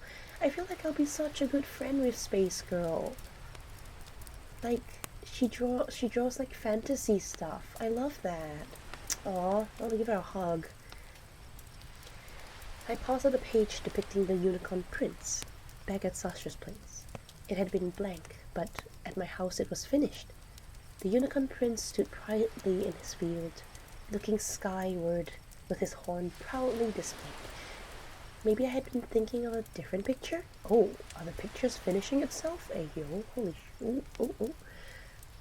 I brushed it off and flipped to the back where Sasha's pictures were. One by one, I started tearing them out of the notebook and tossing them in the trash. It was a waste of paper, but I refused to give it back to Space Girl with those images still in it. On the first day back at school, I was up early. I made sure the notebook was placed in my bag, and I was out as early as I could be. The snow on the ground was almost pristine as I walked to school, but I remember seeing some tracks on my lawn, headed down the side of my house. Deep U-shaped indents that looked like they'd been made by hooves. A deer, maybe? Is it the unicorn? Oh my god, my stomach needs to stop. Shh. I didn't dwell on them, and I made my way down the freshly shoveled sidewalk and back to school. I wasn't entirely sure if Space Girl would be back yet, but she was. She was alone in the classroom, sitting at her desk and drawing in a brand new notebook. She paused briefly when I walked in to join her, and I could see her side-eyeing me. She didn't say a word as I drew near her, and I thought I saw her shoulders tense up ever so slightly. "Hey," I said. I hope you had a nice holiday." She didn't respond. "I'm sorry about what happened the other day. I didn't know anything about it, but it just seemed really mean-spirited." Still no answer. I reached into my backpack, taking out her old notebook. I put it on the desk in front of her. She stared at it, still silent, then stared back at me. Sasha took it. I was over at her house the other day and showed it to me. I had some pages taken out. She drew some really awful things in there. I didn't think that it would be right to give back those awful things there. I paused, feeling smaller as Space Girl stared at me. She didn't seem angry or thankful. She didn't seem anything at all, just stoic. "I'm sorry if it wasn't all that great. I wasn't all that great to you before," I said as I shuffled back onto my desk. Space Girl waited until I sat down before she opened her notebook and inspected it. Then she closed her new notebook and then started something new on a fresh page in her old one. It wasn't much, but it made me feel at least a little good for what I'd done. When Sasha got in, she didn't talk to me. She didn't even look at me. Neither did Tanya or any of our mutual friends. I knew from the moment they walked in that I burned my bridges with them, but I still wanted to try. The teacher hadn't come in yet, so I figured it might be worth to try to talk to Sasha. I got up, moved closer to her, and she gave me a look of utter disgust. "What do you want?" she spat. Now it was my turn to be silent. "Fuck off and leave us alone," Tanya said. "You'd obviously rather hang out with that fucking R-word than us, and I really don't want you spreading your R-germs to us. It's a quarantine issue." They're so annoying. I don't like them. I stared at both of them, and I could sworn that I knew how Space Girl felt. What I was supposed to say to any of that? Instead, I returned to my desk without a word. Space Girl stared at me the entire time. Her pencil rested on her notebook, but she didn't write anything. She set it down, tore out the page she had been writing on it, and jammed it into a pocket. I saw later that she tossed it into the trash during lunch. I didn't really have anyone left, so I thought it might be a good idea to pull it out. Maybe it was something she wasn't happy with. I never seen her draw out a drawing before. I was thinking that maybe I could use it as a peace offering of sorts, or something along the lines. When I saw what she'd written of it, I almost threw it back into the trash. "Your words. There is a land where your sorry may go. A sickening land where it always snows. The snow is putrid in color and smell. Its substance, filth, and things I won't tell. Only your father has been there before. One day your boyfriend will visit once more. This place in your carcass, this humanoid hell, your sorry can go there to this hole in your shell. My unsubtle message, this subtextual jazz, is take your apology and shove it up your ass." Beautiful, beautiful poetry, beautiful, just A+. Amazing, amazing. Amazing, that's so good. My unsubtle message is subtextual jazz. Is take your apology and stuff it up your ass. Bars, bars. This was unlikely. This was unlike anything I'd ever seen her write. It was so crass and spiteful. This is as close to hatred as she had gotten. I had understood why she'd thrown it out. It didn't fit with everything else she'd done. Those things had been beautiful, despite what people had said to her. This was angry and ugly. This was something she'd written for me. I put it in my pocket. I wasn't going to give it back to her, but I wanted to keep it. I wanted to remember the way I made her feel. 8th grade wasn't fun for me. I had very few friends left. Sasha never forgave me for turning on her. Her version of the story slowly warped as time went on. First I punched her and stolen the book. Then I tried to kiss her, punched her when she refused, then stole the book and tried to get her in trouble. Rumors of me being a dyke spread pretty quickly. The hot on their heels came the rumors that I was dating Space Girl. Kids are like that, really. I tried not to let them bother me too much. I knew the truth at the end of the day. I'd done the right thing. By the end of high school rolled around, I was hoping for a fresh start. There were new faces. I figured that I could make friends with them before Sasha's rumors spread. I had a bit of success in that department, and I fell with a better crowd at least. Sasha struck with her same old clique. It grew ever so slightly, but she was determined to live out the movie Mean Girls, and most people didn't pay her any mind. Space Girl barely changed at all. I didn't see her much when high school started. She was in a few of my classes, but I rarely saw her outside of them. Whenever she had a moment, she'd be in the library, usually one of the corner cubicles, working on her drawings. Sometimes I thought about talking to her and trying to strike up a friendship, but it never felt right. Sasha's bullying never let up, of course. She stalked Space Girl to the library when she pulled the same old shit she'd been pulling since 5th grade. Wow, it's been 3 years then. She'd leer over her cubicle and comment on the drawings, picking them apart like she'd always had. I stopped her whenever I saw it, but I didn't always see it. Coming to her rescue again, huh, Jane? Sasha asked, once I interrupted her. Tanya leered at me behind her, chewing gum with her mouth open. What has she ever done to you, anyways? I asked. She's just minding her own business. Oh, what she done to you, dyke? Sasha hissed. She leaned down on her cubicle and looked down on her notebook. Unicorns, unicorns, unicorns. Fucking unicorns. When will you grow up, Space Girl? Hey, I told you to stop. I rounded the cubicle and saw Sasha's recoil. For a moment, I saw a bit of fear in her eyes. It vanished quickly and replaced with a familiar rage. Fine. Tan, let's leave the happy couple to their alone time. She pulled away from the cubicle and disappeared, with Tanya nipping at her heels like a faithful terrier. Space Girl remained hunched over her notebook, her long hair spilling over her shoulders. She seemed impossibly still. I turned to leave her when I heard, "Thanks." I looked back at her and saw that she was looking at me. You're welcome," I said. "Let me know if she bothers you again, alright?" "I will, but you're usually there anyways." Her voice was soft and low. I'd heard it before, but I don't remember her ever speaking directly to me. "Yeah, well, that's just not right. She's such a child. One of those days she's going to have to grow up." Space Girl just nodded, looking towards the library door, then back at the notebook again. For a moment I thought about asking her about what she was drawing. I thought about saying something else, but no, I did not want to make her uncomfortable. I left her alone again. In 10th grade, oh, so that's like 2 years, I took art as an elective. I wasn't much of an artist, but I figured it was an easy course. To the surprise of no one, Space Girl was there. I actually asked her to work with me on a few group projects. I think the prospect of being able to work together was foreign to her. She looked at me suspiciously when I did it, but when she smiled, it was the biggest smile I've ever seen. Eliam, hello, thank you for following. Welcome to the stream. We're currently reading a little bit of a spooky story.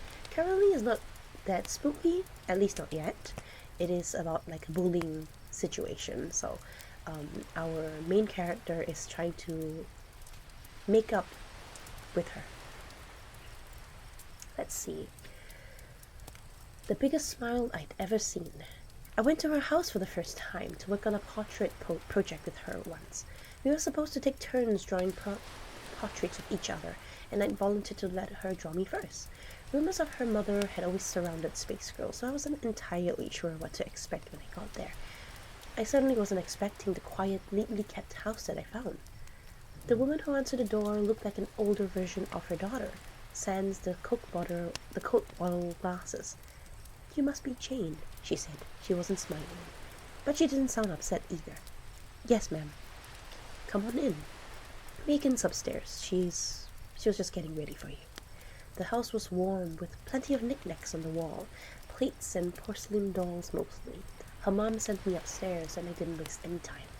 On the landing leading up to Space Girl's room, I could see a mural of family photos. Paused and looked at them. I could recognize Space Girl and her mother in most of them. Space Girl never seemed to be smiling. I only saw her father in a few early pictures. Space Girl looked like she was only a young child in these few pictures I saw him in, though. I didn't dwell for long, and headed for what I assumed was her room. The cardboard stars and planets on it gave it away.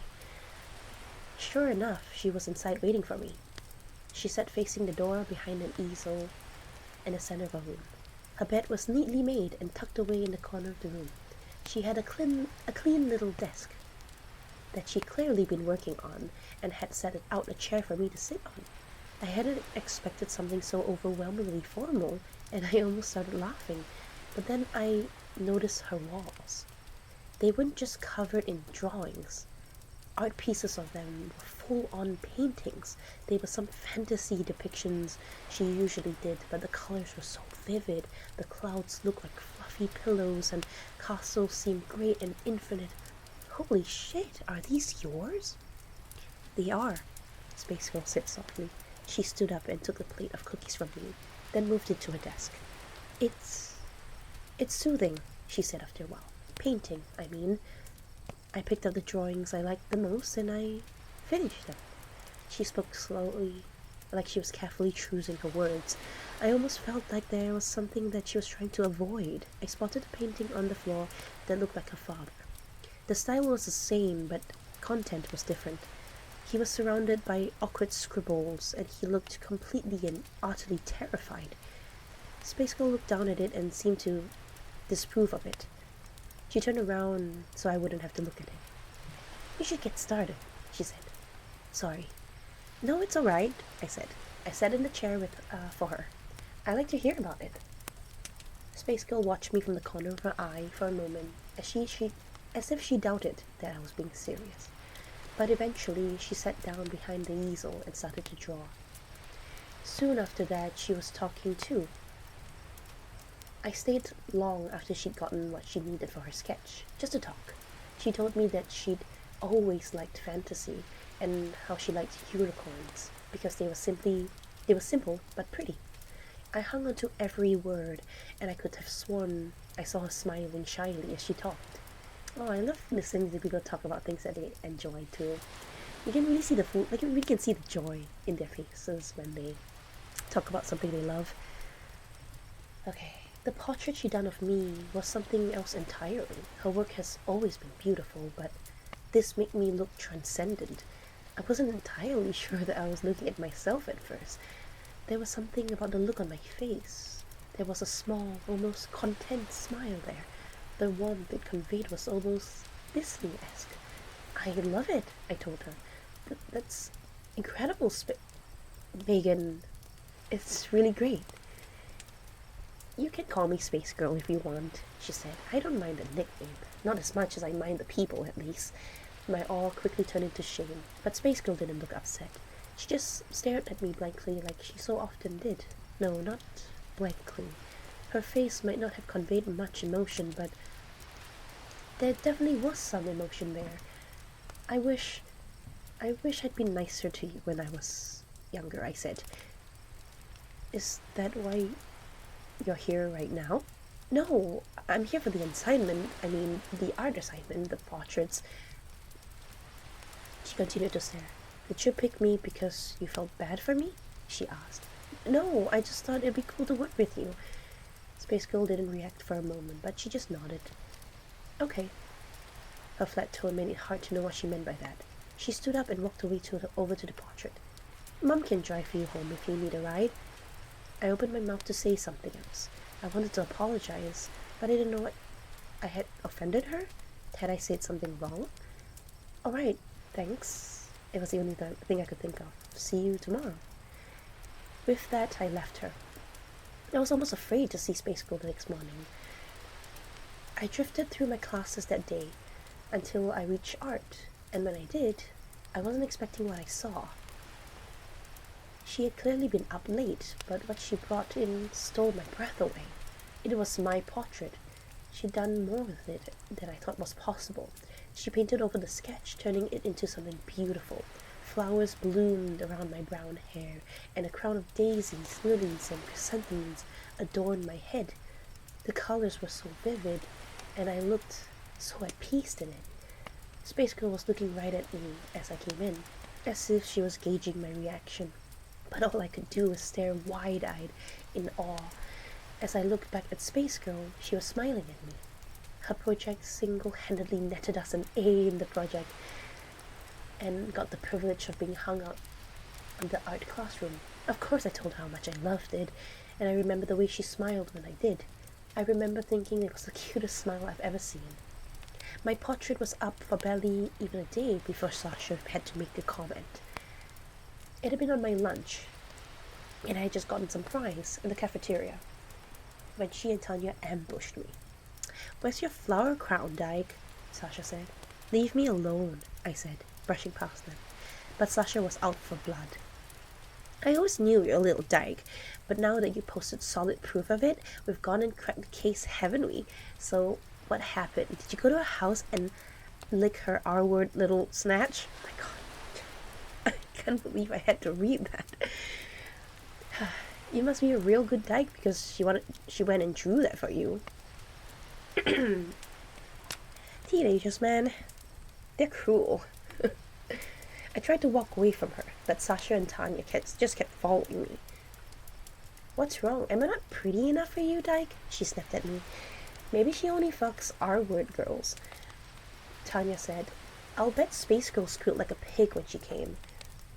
I stopped dead in my tracks, and I heard Sasha stop behind me. I don't know what it was about, what she said that pissed me off so much, but those two had finally struck a nerve. I spun around, swinging my lunch tray as hard as I could. Fries went scattered everywhere, but although I was aiming for Tanya, I hit Sasha. She went down hard, and I'm not sure if she was even still conscious when she hit the ground. Tanya was on me in an instant. She slammed me back against the wall and kept me pinned. She had the size and strength on me, and there wasn't a thing I could do to stop her. Yeah, she got knocked the fuck out. She did. Straight in the face. Holy shit. There wasn't a thing I could do to stop her. Several other students grabbed at us. A teacher finally got involved, and all the three of us escorted to see the principal. As we left the cafeteria, I saw Space Girl in the halls, just staring at me. Naturally, I got a 3-day suspension, but Tanya and Sasha was fine. Both of them said they'd been walking, and I attacked them unprovoked. But that was their word against mine. Sasha had a familiar shit-eating grin on her as she left the office. Only a bruise on her forehead to show her for her troubles, but there's a familiar look in her eyes. That same anger I'd seen the last time I had laid a hand on her, and something about it scared me. When I came back to school, I realized that I had every reason to be afraid. My portrait was missing. I wonder if they had taken it down because I attacked Sasha, but the truth was a lot worse. Someone took it, Space Girl said. She was sitting at her usual spot in the library when I found her, sketching flowers in a notebook. When? The day after you hit Sasha? I don't think anyone's found it yet. She didn't look up at me, just stayed focused on her art. She didn't need to say it for me to know who she blamed. Who else could it be? I had half a mind to confront Sasha about it, but I didn't know what would be a good idea, whether it would be a good idea or not. Sasha could easily just cry wolf, and I wouldn't put it past her. In the end, it didn't matter. By the time I was headed to art class, the painting was back, but it had some modification made to it. The words, R-word fucking dyke. It had been painted across my portrait in bright red. I saw it from down the hall, and could see some other students whispering amongst themselves beneath it. I didn't know what to say to it or do, but this felt like too much. The picture was taken down quickly, but the damage was done. Sasha had gotten her revenge, and it didn't stop with the painting. Space Girl looked different than when I see her in the library. She seemed uneasy, and her eyes were red as if she'd been crying. "I'm sorry about the painting," I said softly. She looked at me before sighing. "I knew she'd do something like that. I'm so used to it by now, it doesn't bother me anymore. I'm sorry she wrote those things about you, though." "But you worked hard on that," I said. "I'd be upset too." She shook her head. "That's not it," she said. She reached into her pocket, pulling out a crumpled piece of paper, then slid it over to me. Slowly, I uncrumpled the paper, and my eyes widened as I recognized what was on it. It wasn't the same drawing, but it was close enough. It was a depiction of Space Girl hanging herself beside me, and me beside her. A caption read, "R-word dyke wedding." "There were so many in my locker," Space Girl said. "This is what they drew in your notebook when I returned to you. This is what I had to take out." Space Girl looked down at the picture again before averting her eyes. I didn't pay much attention during class. Instead of taking notes, she sketched in her notebook. I looked over a few times to see her drawing another unicorn. This time, this one seemed so similar to the one I've seen before. She must have not been quite happy with it. When I looked back at her notebook, the unicorn wasn't there anymore. She must have erased it. But it seemed so clean, like it hadn't been erased at all. Oh my gosh, she's like summoning some like animal creature. Tanya was following me on my walk back home that evening. I didn't know what she had in mind, but I didn't want to be put up with it. When I was in the middle of a small walking path that cut behind some of the houses on my street, I stopped and looked at Tanya as she was approaching. "What do you want?" I asked. "It's a surprise," she said. "Sasha and I just want you to know how much we love dykes in this town." Oops, I said too much. I wanted to hit her. Dear God, I just wanted to hit her. But we both knew that she could overpower me. Whatever Tanya had in mind, it wasn't anything good. I drew closer to home. She drew closer to me, unafraid of anything I'd do. "Come on, Dyke, go home," she said. "Let's go check out your surprise." In a sudden, horrible moment, I realized Tanya was threatening me. I also realized that I couldn't outrun her. I couldn't fight her off. I didn't really have much of a choice but to do as she asked. Slowly, I turned around and walked towards my house, with Tanya at my heels. It wasn't far, but up ahead I could see Sasha sitting on a park bench from a distance. I recognized the red gas can beside her, and I stopped dead in my tracks. What the hell? These kids are crazy. Tanya seized my arm and pulled me towards the bench. Sasha just watched with a wide, manic grin. "Hey, Jane," she said. "How's it going?" "What the fuck is this?" "Just wanted to chat," Sasha said with a cold chuckle. "You think you can get away with pulling the shit you did the other day? No. You've been treating me like garbage for years, and for what? Because of Space Girl? You know you're fucking choosing, right? Right? God, I hate that R girl. But you know what? I hate you even more. Acting like you're better than me just because you feel bad for her. You're crazy." Sasha just laughed. "I'm not the one who knocked someone out with a fucking tray just for a little bit of teasing. You're absolutely fucking psycho." On the bench beside her, I saw the portrait of Space Girl had painted for me. Sasha picked it up and tossed it in front of me, then picked up the gas can and dumped it onto the canvas. "You wanna be a dyke? I don't care. But I'm not gonna let your horror of... Whoa, calm down. I'm not letting you and your R-word whore put your shit up. So say goodbye to your little project. Slut." This is like... How many slurs can I put in one sentence? Sasha reached into her pocket and took out a book of matches. Her grin widened before suddenly vanishing outright as she looked at something behind us. What the hell? Tanya said, as I craned my neck to try and look at what they were seeing. As for believing it, it was another entire story. Standing on the path behind us was a unicorn. But the way it looked was all wrong. It was nothing like a regular horse. Its body was plain white and almost textureless, save for the many thin blue lines that ran across its body. It looked like it had been cut out from a sheet of lined paper, but that's impossible. It had to be impossible. Neatly done grey lines define the shape of a horse. In fact, the lines remind me of the ones Space Girl used. This unicorn looked like it had walked out of her notebook. Tanya let me go and stumbled back a few steps, wide-eyed as she stared at the advancing unicorn. It let out an angry noise before charging straight at Tanya. She panicked and tried to run. In her desperation to escape, she bolted down the path, but she couldn't outrun the paper unicorn. It lowered its head and drew nearer to her, and in one swift motion, the horn pierced Tanya's back, impaling her straight through its chest. She screamed as she was hoisted off the ground, and the unicorn circled back to fix Sasha in a murderous glare. Uh-oh. Wow, this girl has like some sort of power to make like animals come out. No wonder they said it was a deer or something that killed the other guy. I got a feeling it was the same thing. Tanya looked down at the massive spike sticking out of her eyes clearly wide with horror and her body twitching. Its last spasms of life quickly drained from her. The unicorn lowered its head to slide her off the horn, and she hit the ground in a bundle of limbs. Sasha and I stared in silent horror as the unicorn reared up on its hind legs and brought up its hooves down upon Tanya's body. She didn't scream. She didn't fight. She simply lay there as she was trampled again and again. I can only hope she died quickly. You know what? She was an asshole. She didn't deserve to die quickly.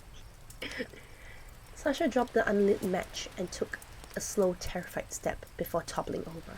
I stumbled back and looked down to see the portrait of me at her feet. But it had changed. The beautifully painted version of me was now leaning out of the canvas, invading the real world and clutching Sasha's leg tightly. Oh, shoosh. Shit. She's coming out of the painting. Still with that look of contentment in the face, I watched the painted me slowly slip back into the painting as she took Sasha's leg with her.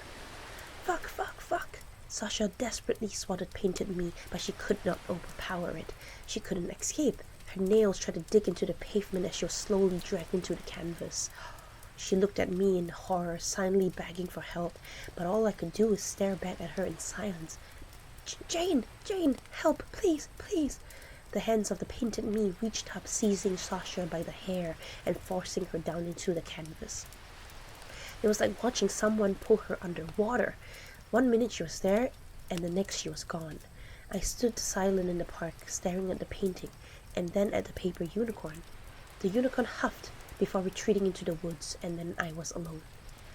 Slowly, I approached the painting and looked down at it. It had changed, and it now depicted Sasha, her mouth open in a horrified final scream. After some hesitation, I picked up the painting. I could return it to Space Girl in the morning. They chalked Tanya's death up to an animal attack, and nobody ever found Sasha. I never asked Space Girl about what happened and what I saw. I didn't even know if she knew the answer, although she clearly knew much more than I did. High school was 10 years ago, though I've chosen not to remember as much as I can. I've got my own life to live now, and I try not to ask so many questions. Sometimes I see paintings move, but I don't bother with a second glance, and I never ask my wife about them. She doesn't seem to like to talk about it, and I wouldn't ever force her. The painting of Sasha hangs in her studio at home. Oh, did she actually marry her? The painting of Sasha hangs in her studio at home, right beside the painting of her father.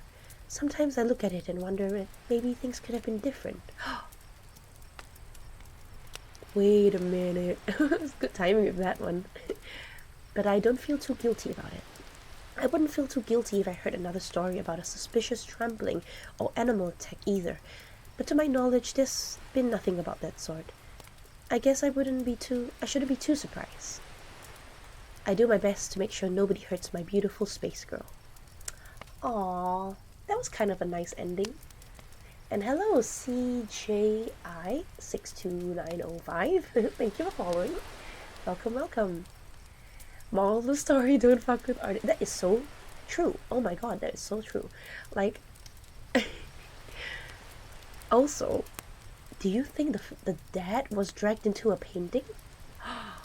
Oh my gosh, that's making me think right now. Because when they went into the picture, the dad was like in the painting looking like terrified. We're poor. Hi. Thank you so much for following. Welcome, welcome. We currently just finished reading a story about a bullying incident and some... Whoa, where are these people coming from? Michael Myers. Hello, welcome, welcome. Thank you for following Michael Myers. I loved your movie. Yeah, so pretty creepy. I'm enjoying myself. This is a good story. And I kind of think... Oh! Thank you for the yeet. And you got bonked. Hey, Sariri! Oh my gosh! Thank you so much for subscribing, resubscribing! Woo! Sariri! Welcome, welcome! We just finished the story. Oh, thank you so much for the water. Let me just grab that. You're having fun with that redeem right now. Thank you, thank you.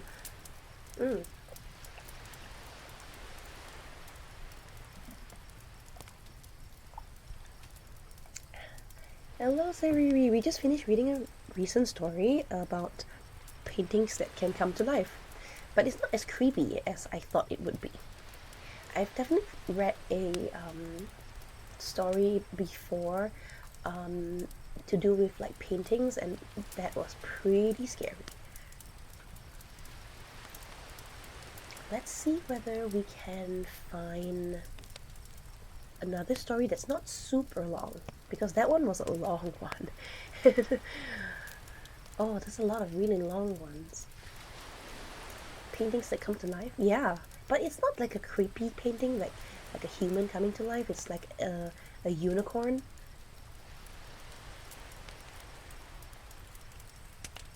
Let me find if I can find a short one.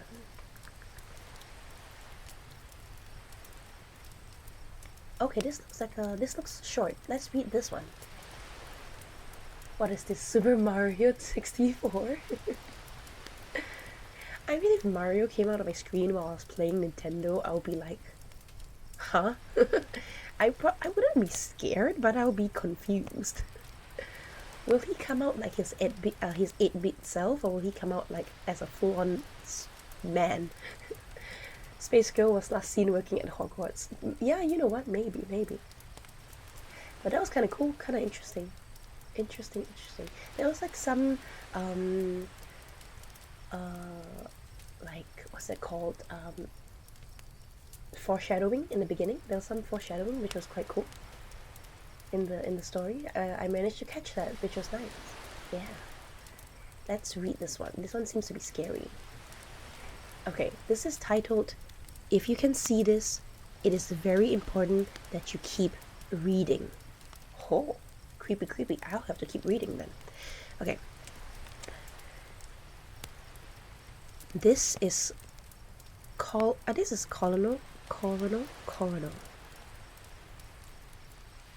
Jacob Wayne of the United States Air Force. If you're reading this right now, it is very important that you keep reading until the end.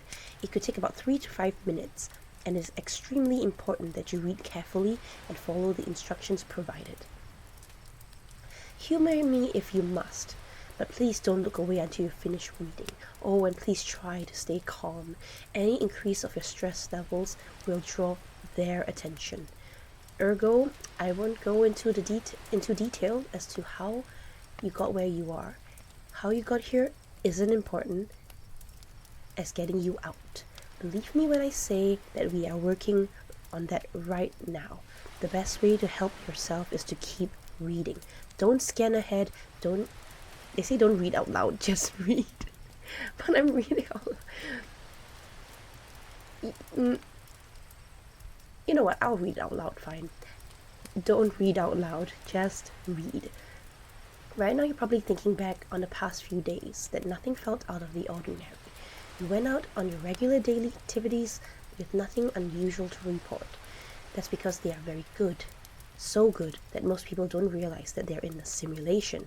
Oh, this is one of the simulation stories, okay? Even as our code works its way deeper into their program, they are monitoring you, so please remain calm. It was tricky, but we found a way to communicate with you directly. We had to embed this message into your daily routine so it didn't draw their attention. You're probably reading this on Reddit, Facebook, or any other social media site. Maybe in an email forwarding or a book. We don't know. We cannot control how this message gets to you. We only know that you are receiving it. Subliminally, as your eyes are passing over these words, a code is being uploaded into your brain. Think of it as a computer virus, or in this case, an antivirus. Your brain is an organic computer, and they exploited that. They hacked into your subconscious mind and overrode it with their simulation code. That's how they got in. That's why everything appears so normal. You might think that you're going about your daily life, but in reality, you're strapped to a table with tubes sticking out of your body. Now that the code is uploading, you may begin to feel some sensations. For example, one ear might feel slightly warmer than the other. Maybe it's your left ear, or maybe it's your right ear. Maybe you'll feel an itch or a tickle. Don't scratch it, just let it be. Ignore the dull background hum you might hear as well. That's their program. If they catch on before our code has time to work, they will abort the simulation. And if that happens, you will be lost to us forever.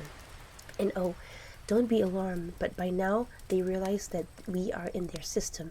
You may notice some small changes, specifically slight shortness of breath, or you may have to control your breathing manually. This is normal. Okay, I call bullshit on this. By telling us that I am breathing manually, I will start breathing manually. We know some other form of communication attempts that whenever they discover a code break-in, the first system they power down is the one controlling your breathing. Thankfully, even in a simulation, you are capable of breathing manually. Try it. Breathe in, breathe out. Inhale, exhale. Awesome. You're doing just fine. They probably just figured out it's just a glitch, but if our code is working, we've disabled their ability to do a hard reboot. Because of this, they will try other methods to disrupt the upload. It is very important that you ignore everything that might draw your attention from these words.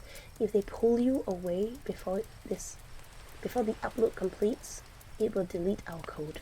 Block them out. Ignore the movements you see in your peripheral vision, the sounds you hear, the voices. They aren't family, friends, or co-workers in need of attention. They might even use your pets. They know your weaknesses. This is a very good way to make sure somebody reads your copy pasta all the way. Overlook the notifications popping up on your screen. If you're on a phone or a computer, block them all out until you finish reading. It's another way to try to break your communication link. Evidently, our code is working. The next thing you notice is an overwhelmingly urge to swallow. You don't even realize it, but it's feeding tube down your throat. Only you know it's there because your tongue won't rest comfortably in your mouth. You might also be hyper-aware of the amount of saliva being produced. It's only being produced because I'm talking, but okay. Don't overreact. If you have to swallow, just swallow. It's only weird if you made it weird. So if you're reading this, the code is about 90% complete. We've locked onto your location. You're doing great. But you're really going to need to focus now. Once the upload is complete, there will be instructions you need to follow to exit the simulation. That is if you follow the instructions and haven't looked away. Complicating matters is that they now know that we're here, and they know that what we're doing. Their attempts to divert your attention to the simulation prove unsuccessful. So now they're going to use your body system against you. They are in your brain. They want you to blink. Don't blink. Your life depends on you keeping your eyes open. Almost there. Just a few more paragraphs until the code is complete. Don't scan down or up. Keep reading. You've got this far. Stay with me. Eyes open, eyes front. Keep them locked on the screen. Please focus. I don't want to lose you. I've lost so many already. Ignore it all. Block everything out. Ignore the tickle on your scalp and the itch on your arm. That's it. That's them attempting manual override. Don't give up now. You made it this far. Fight it. You're almost there. Just follow the instructions below so they can get you out. Embedded in this text are the steps that you need to follow to unplug from the simulation. If you did this correctly, the first letter of each paragraph will tell you what you need to do. Don't look yet. The upload still needs time to finish. I hope you didn't look. Upload complete. We've done everything we can do on this end. See you on the other side. Oh no, is this gonna be like never gonna give you up? It's just gonna be are they gonna like... Okay, I'm gonna read it. I'm gonna spell it, okay? There, there, is, NOWA, no way, TOESCAPEUS.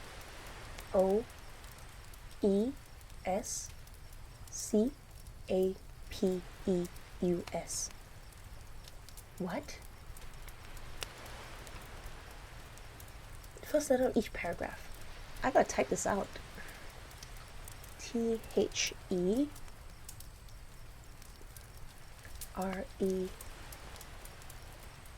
FYI, oh, it's kernel. Oh, gotcha. I always have problems with that word. ISNOWYTOE.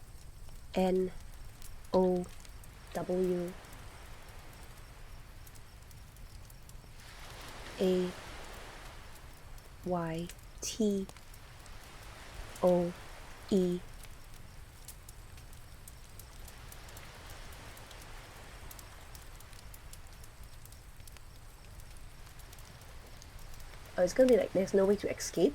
I think that's what it spells. AYTOESCAPEUS.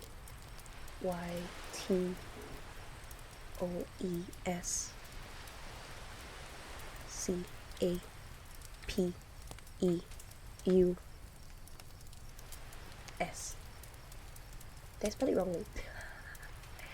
Oh my gosh, hello Quinn. Hello. Welcome.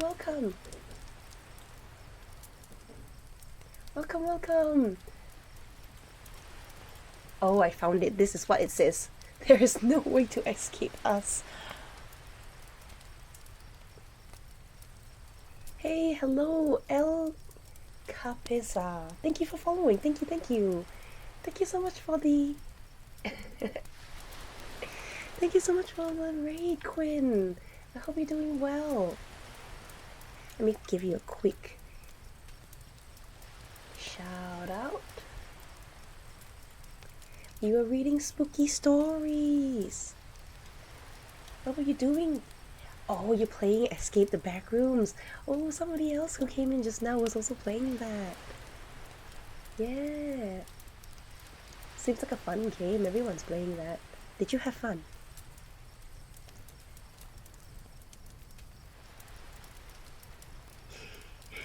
Thank you for following. And also, if you guys want to feel free to hang out with me, welcome raiders. We are having a little bit of a spooky storytelling session over here.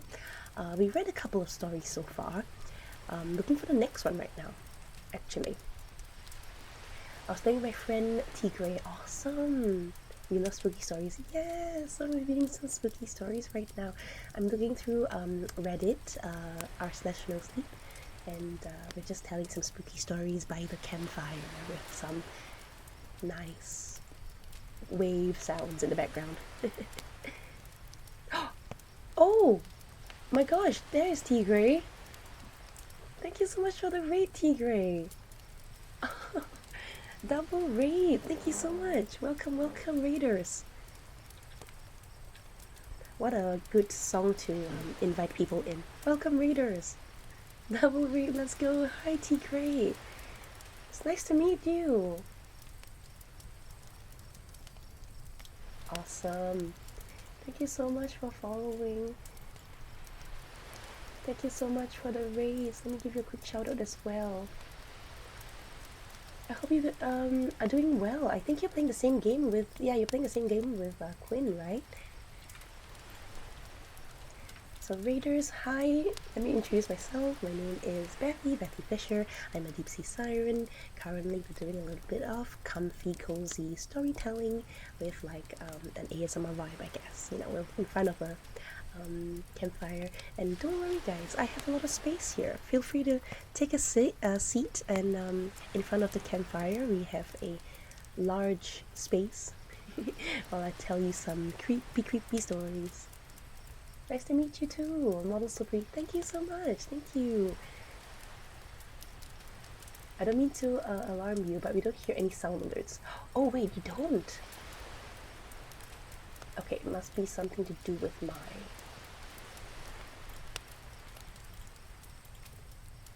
I apologize that the sound alerts did not work.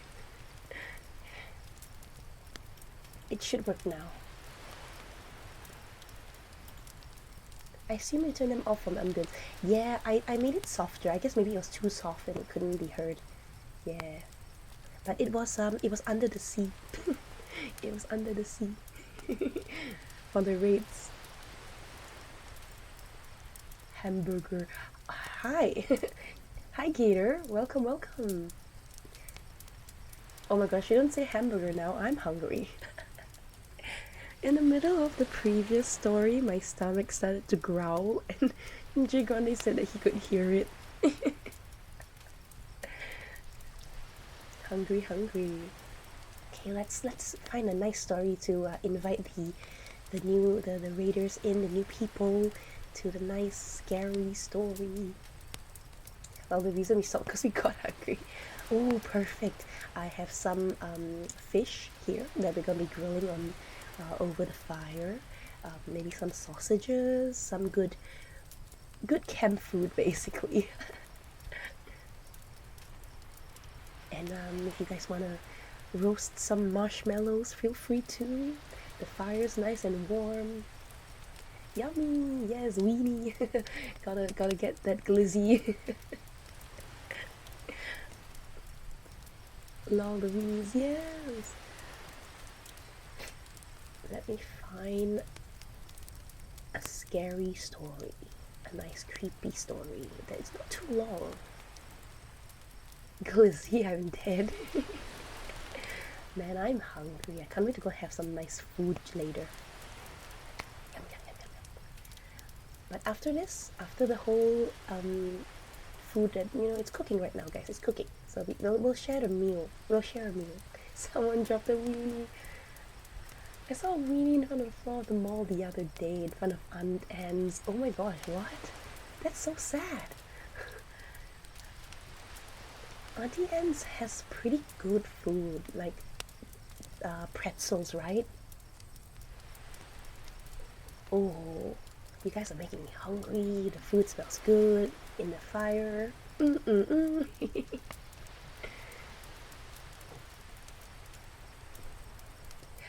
Oh, good question, guys. Have you guys gone camping before? Do you guys enjoy camping? Before we start on a new on the next story, we can just chat. Somebody drop a teeny weeny pretzel. Oh, at least it's a teeny weeny one. Maybe they got the mini ones, probably. This one looks funny. I'm gonna read this one later. Do you guys like camping? I do enjoy camping. I find camping really fun. I spend time outdoors during the night time, but not much of a camper. Not a camper. I do enjoy camping, but where I am currently is not the best place to camp because it's very hard to get to a camp spot. Yeah, so the best camp I can do is by the beach. So we're having a little camp here with the campfire, and you guys, for those who are new here, feel free to set up your tents over there and join us. We can find a nice story to end on. Actually, we can find a nice good story to end on. before I tuck you guys to sleep. Oh yes, and feel free for anyone who wants to join the Discord if you guys wanna hang out with us while we watch movies. That didn't work. I think it needs to be like done on its own.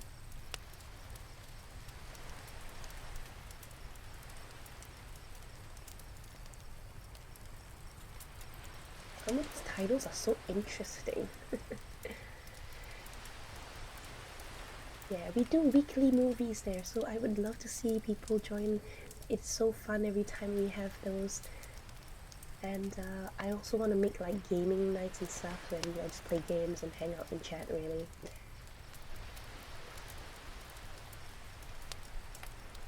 Ooh, what is this? Oh, but this is a series. I don't wanna. Oh, there's so many parts. I don't think we have time for that.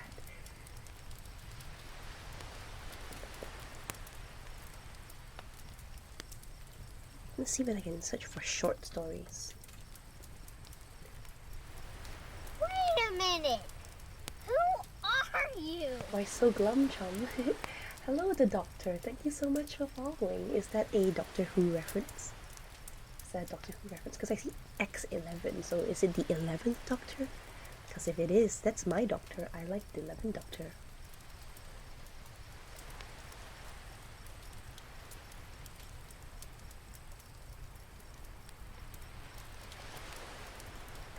Short story. Yes. Nice. I got the reference. Instead of typing this, I need to search. Bye. Welcome. We're gonna be reading some scary stories while we hang around the campfire. You know, let's gather around the campfire and sing our campfire song. CAMPFIRESONG song.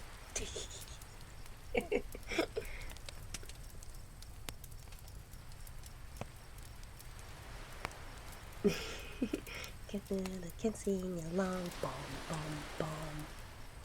It's very fast. CAMPFIRESONG song. CAMPFIRESONG song.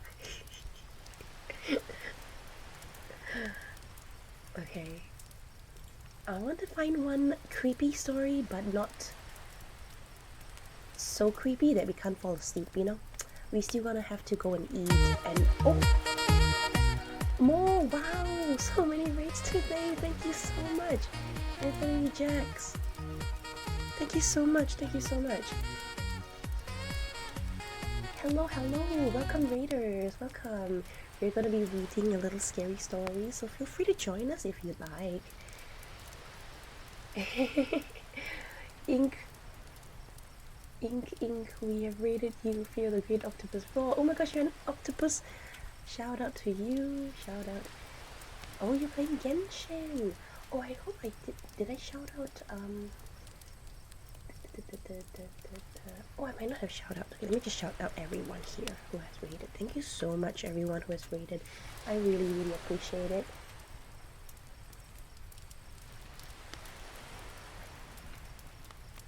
There we go.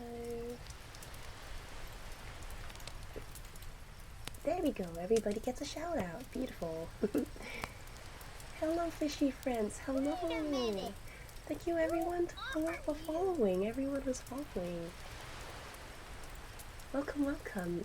So, for all the raiders, my name is Bethy Fisher. I'm a deep sea siren. So, for those who came from the ocean, this you guys will feel right at home. So we're just doing some comfy little chatting by the campfire. Feel free to grab a chair or sit in the soft sand. The sand is pretty comfortable. You can even like dig a little hole to fit your little bum. And it will be comfortable. And if you'd like, feel free to set up tent and join us. Oh, thank you so much for the head pats, and thank you for the hydrate. Let me take a quick drink. Everyone here, please do remember to hydrate as well.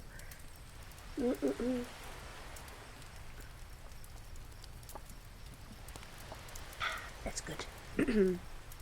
So welcome everyone. We will be here Let me tell you a scary story. Let me tell you a scary story. Let me find.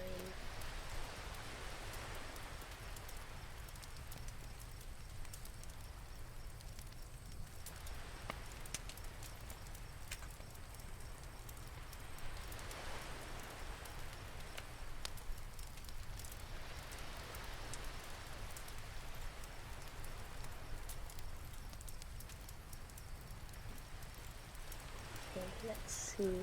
Scary story time. Do you guys like scary stories? I feel like scary stories in front of a campfire is one of the best kind of things.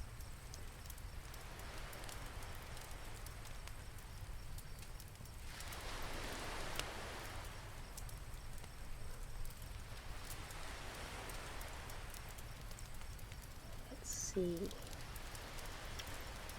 Top this month.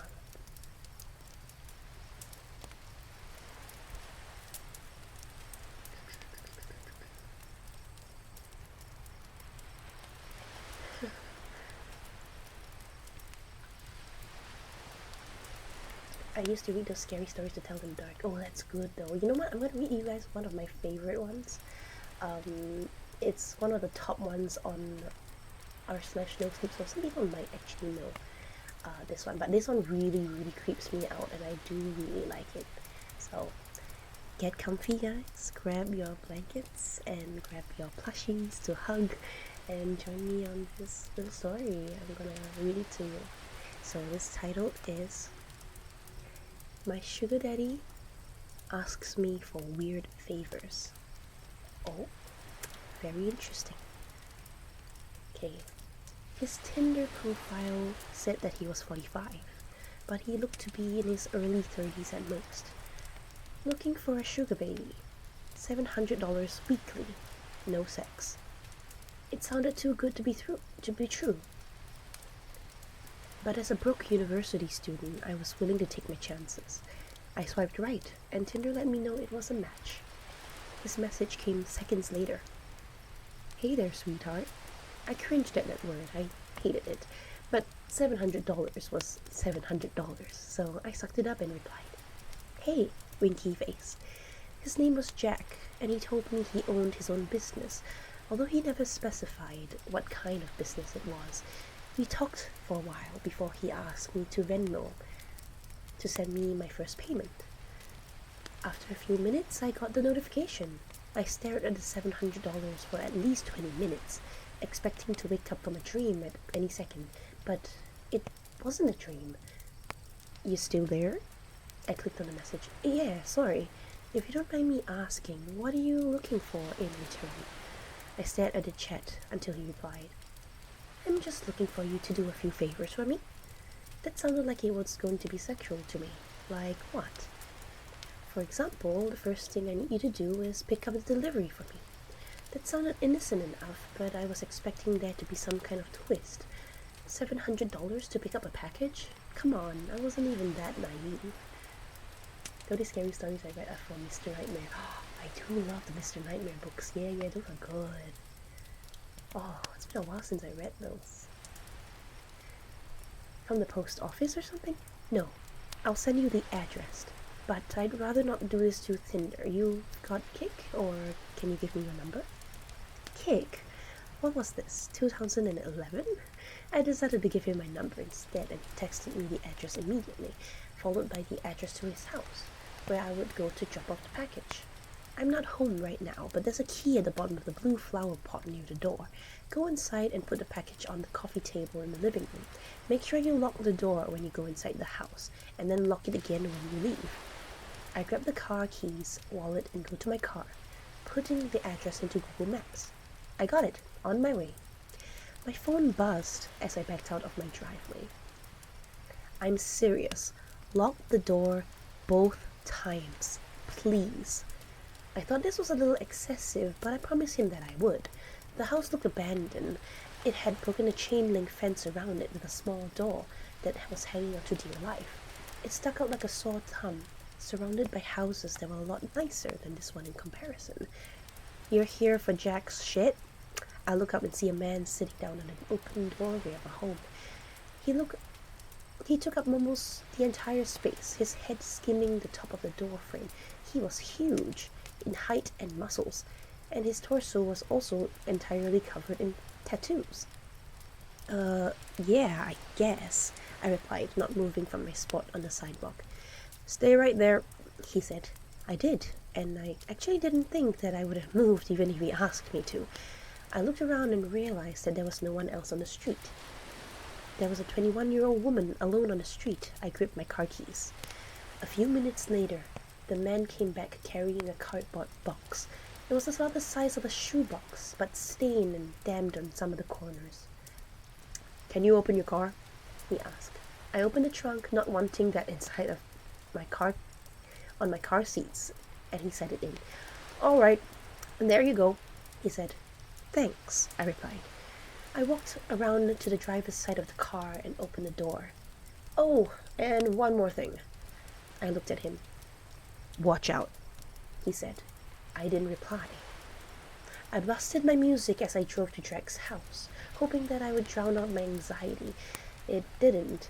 I parked my car in the stone driveway and stayed inside the car, admiring the house.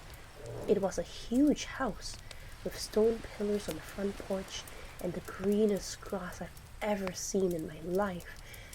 I turned the car off and I got out. I grabbed the package and walked to the front door, getting the key from where he said it should be. I opened the door and stepped in, closing it behind me. I thought about what he said about locking the door when I got inside. I thought it was a little overboard, but instead of the closed door, something made me reach out and lock it. I walked inside, my feet cushioned by the thick maroon carpet. I admired the inside of the house. All the furniture was wooden, and it looked incredibly expensive. I probably finished school a dozen times with the money that it took to furnish this place. I set the package down on the coffee table, and I walked back to the door. I heard a phone ringing from somewhere inside the house. I froze. In my pocket, my phone buzzed. I took it out to look. Don't answer any calls that aren't from Marvin. I put my phone back down and followed the sound of the phone, poking my head into a few different rooms before I found it in an office. I walked over to the desk and saw the caller ID. Incoming call from Jack. That was odd. I grabbed my phone and looked at the message again. I was starting to get a little bit creeped out, and I decided I wouldn't answer, just to be safe, and left the house, remembering to lock the door as I left. I've done a few more favors for Jack since then. I drove a BMW to a random park in another city, only to get out and drive a different car back to Jack's house. He had me meet one of his employees at lunch, who gave me a briefcase to deliver to the first house I had gone to, and told him that he would know if I looked inside. On several occasions, he asked me to drive down to that same house and stay with the guy, whose name is Julio, for a certain amount of time. In total, I've made about $3,500. Most recently, Jack asked me to stay in his house overnight. I woke up to a text message from him. I need you to spend the night in my house. I hadn't seen him in person, but I had talked to him on the phone a few times. He proceeded to tell me that he would pay me $1,000 to spend a night at his house, provided that I followed a few rules. I drove up to his house that evening. The driveway was empty, as it normally was, but the porch light was on. I walked up, unlocked the door, went inside and locked it again. Everything in the house looked the same. Jack had told me over the phone that he'd leave a list of rules on the dining room table. I set all my stuff down in the living room. My bags looked like garbage compared to this fancy furniture in there. I wandered to the kitchen and then to the dining room. Sure enough, there was a piece of paper on the wooden table, held down by an empty glass. Lock the door when you come in. Only answer calls from Marvin. Don't turn on any faucets between 9 p.m. and 11 p.m. Don't open the door for anyone, no matter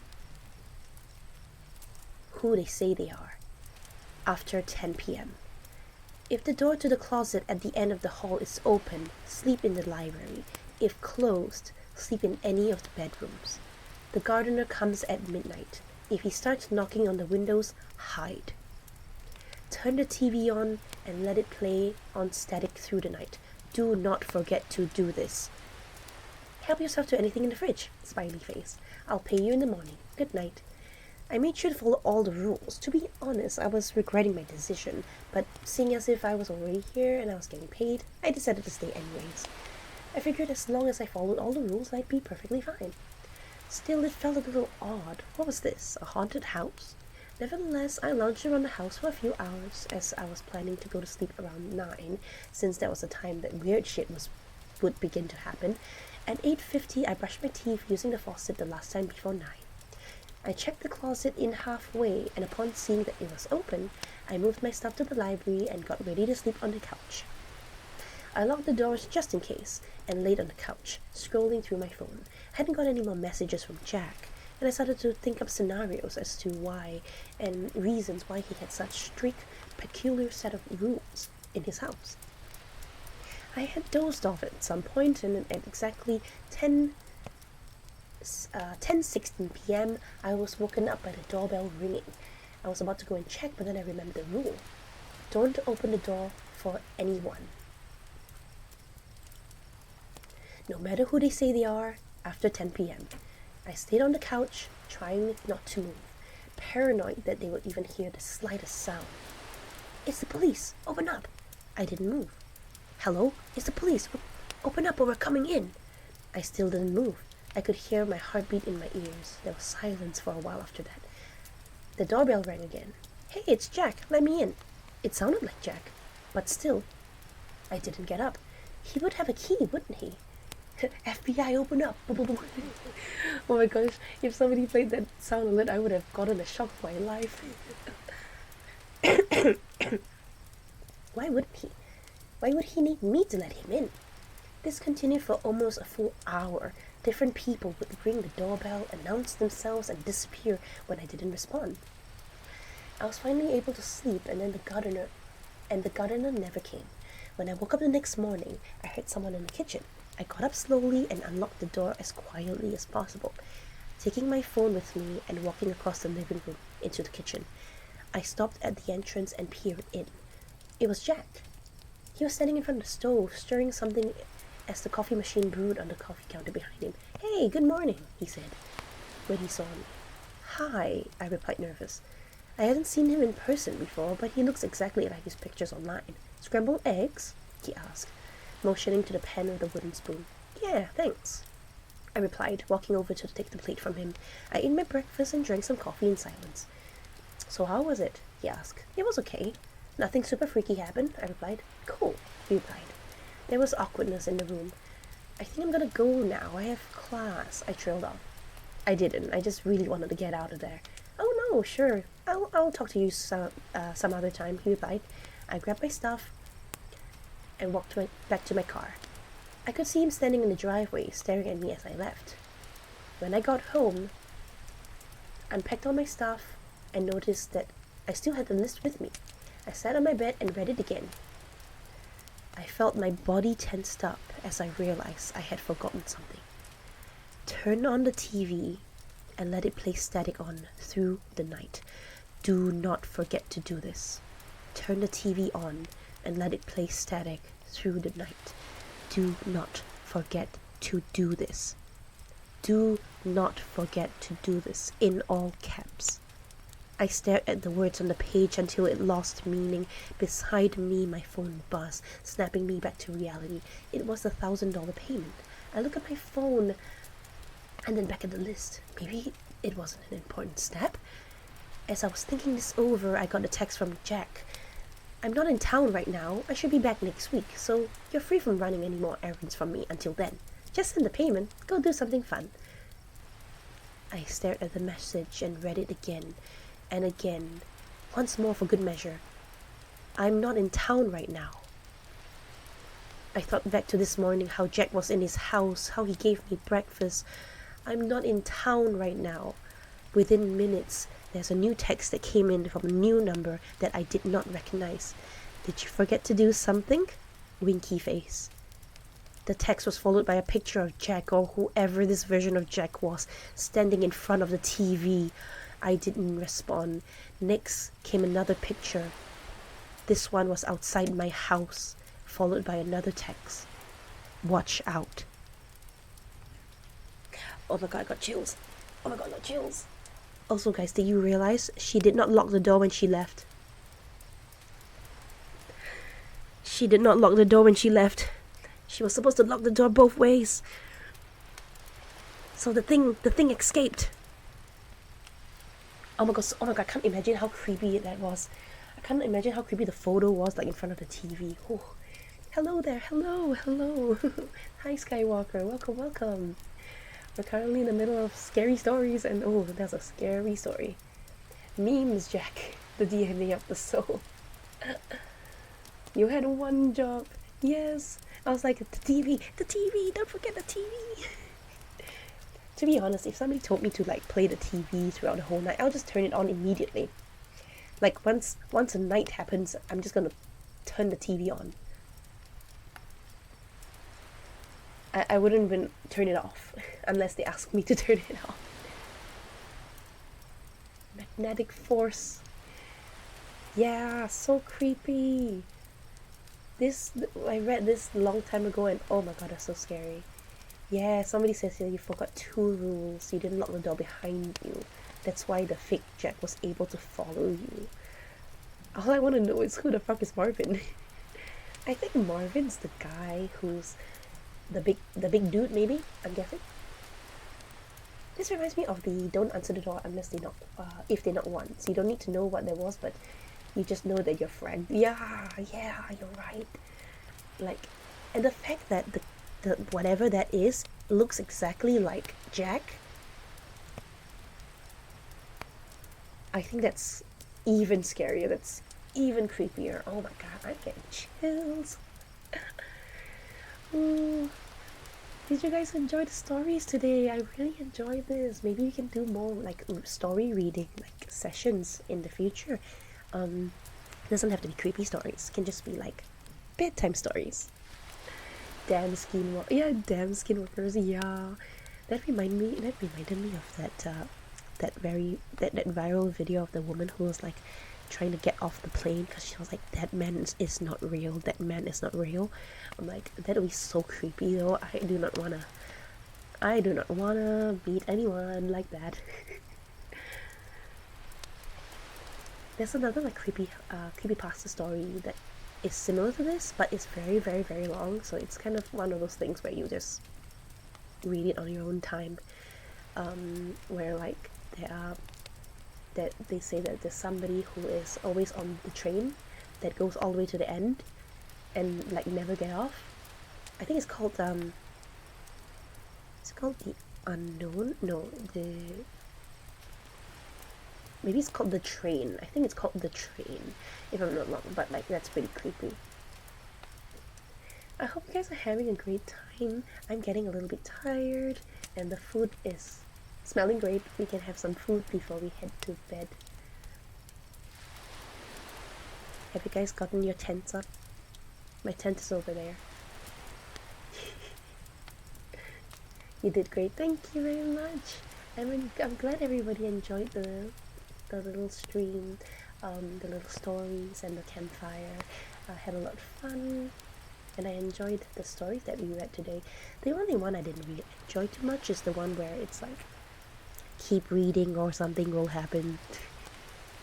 It's like, it's one of those stories, it's like trying to be scary, it's trying too hard to be scary, you know? I like stories which are not trying too hard to be scary, it just happens to be scary because of the way they set up the story. I kind of wish it says never gonna give you. I also did. If they said that, I would have been like, okay, that's funny, I like that one. Yeah, imagine if, I'm pretty sure that there are horror stories like that, like, oh, scary, now read all of the first letters of every paragraph, and it's just never gonna give you up. And then they just rickrolled you and scared you at the same time. Alright, so getting a little bit tired, guys. We're gonna have to take a rest. It's time to snuggle into our sleeping bags, into our tents, and it'll be a good night, and I'll see you guys in the morning, and we can do fun things in the morning. Maybe some water sports or something. I don't know. Thanks again for the story time. Catch you on the flip side. Wait a Hey! minute. Who are you? Jorge? George? Senpai? Thank you so much for following. Hello, hello. No zuzu for me, just food. Yeah, yeah, I'm so hungry too.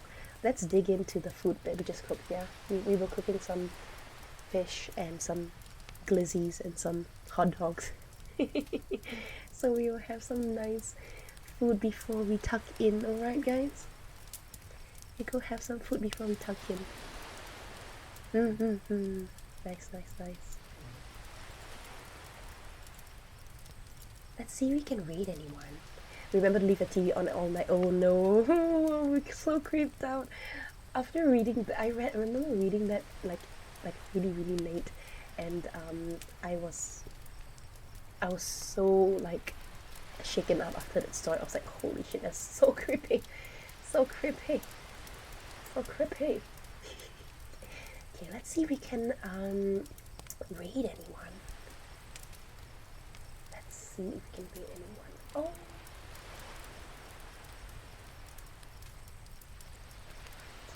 Let's read someone who's also doing maybe something creepy, or maybe some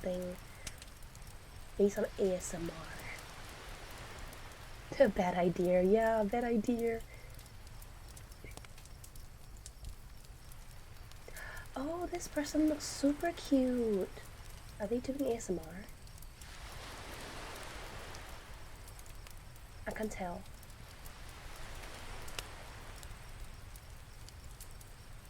Let me pause and let me see.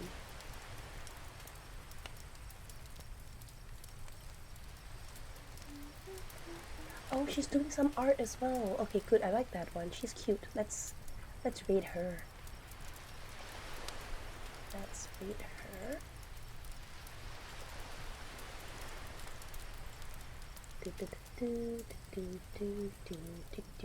Thank you guys so much for hanging out with me. We're gonna have some nice food before we go and have some sleep. Alright, so I'll see you guys in the morning. For those who wants to raid, here are the raid messages. Feel free to copy them and post them in their chat and say hi. Okay, raid. Setting up the raid. Bye bye guys. Thank you so much for being here. I enjoyed my time. Okay, raid has been created. Beautiful. Okay, good night. Sleep tight. Don't let the piranhas bite. Bye bye. Good night.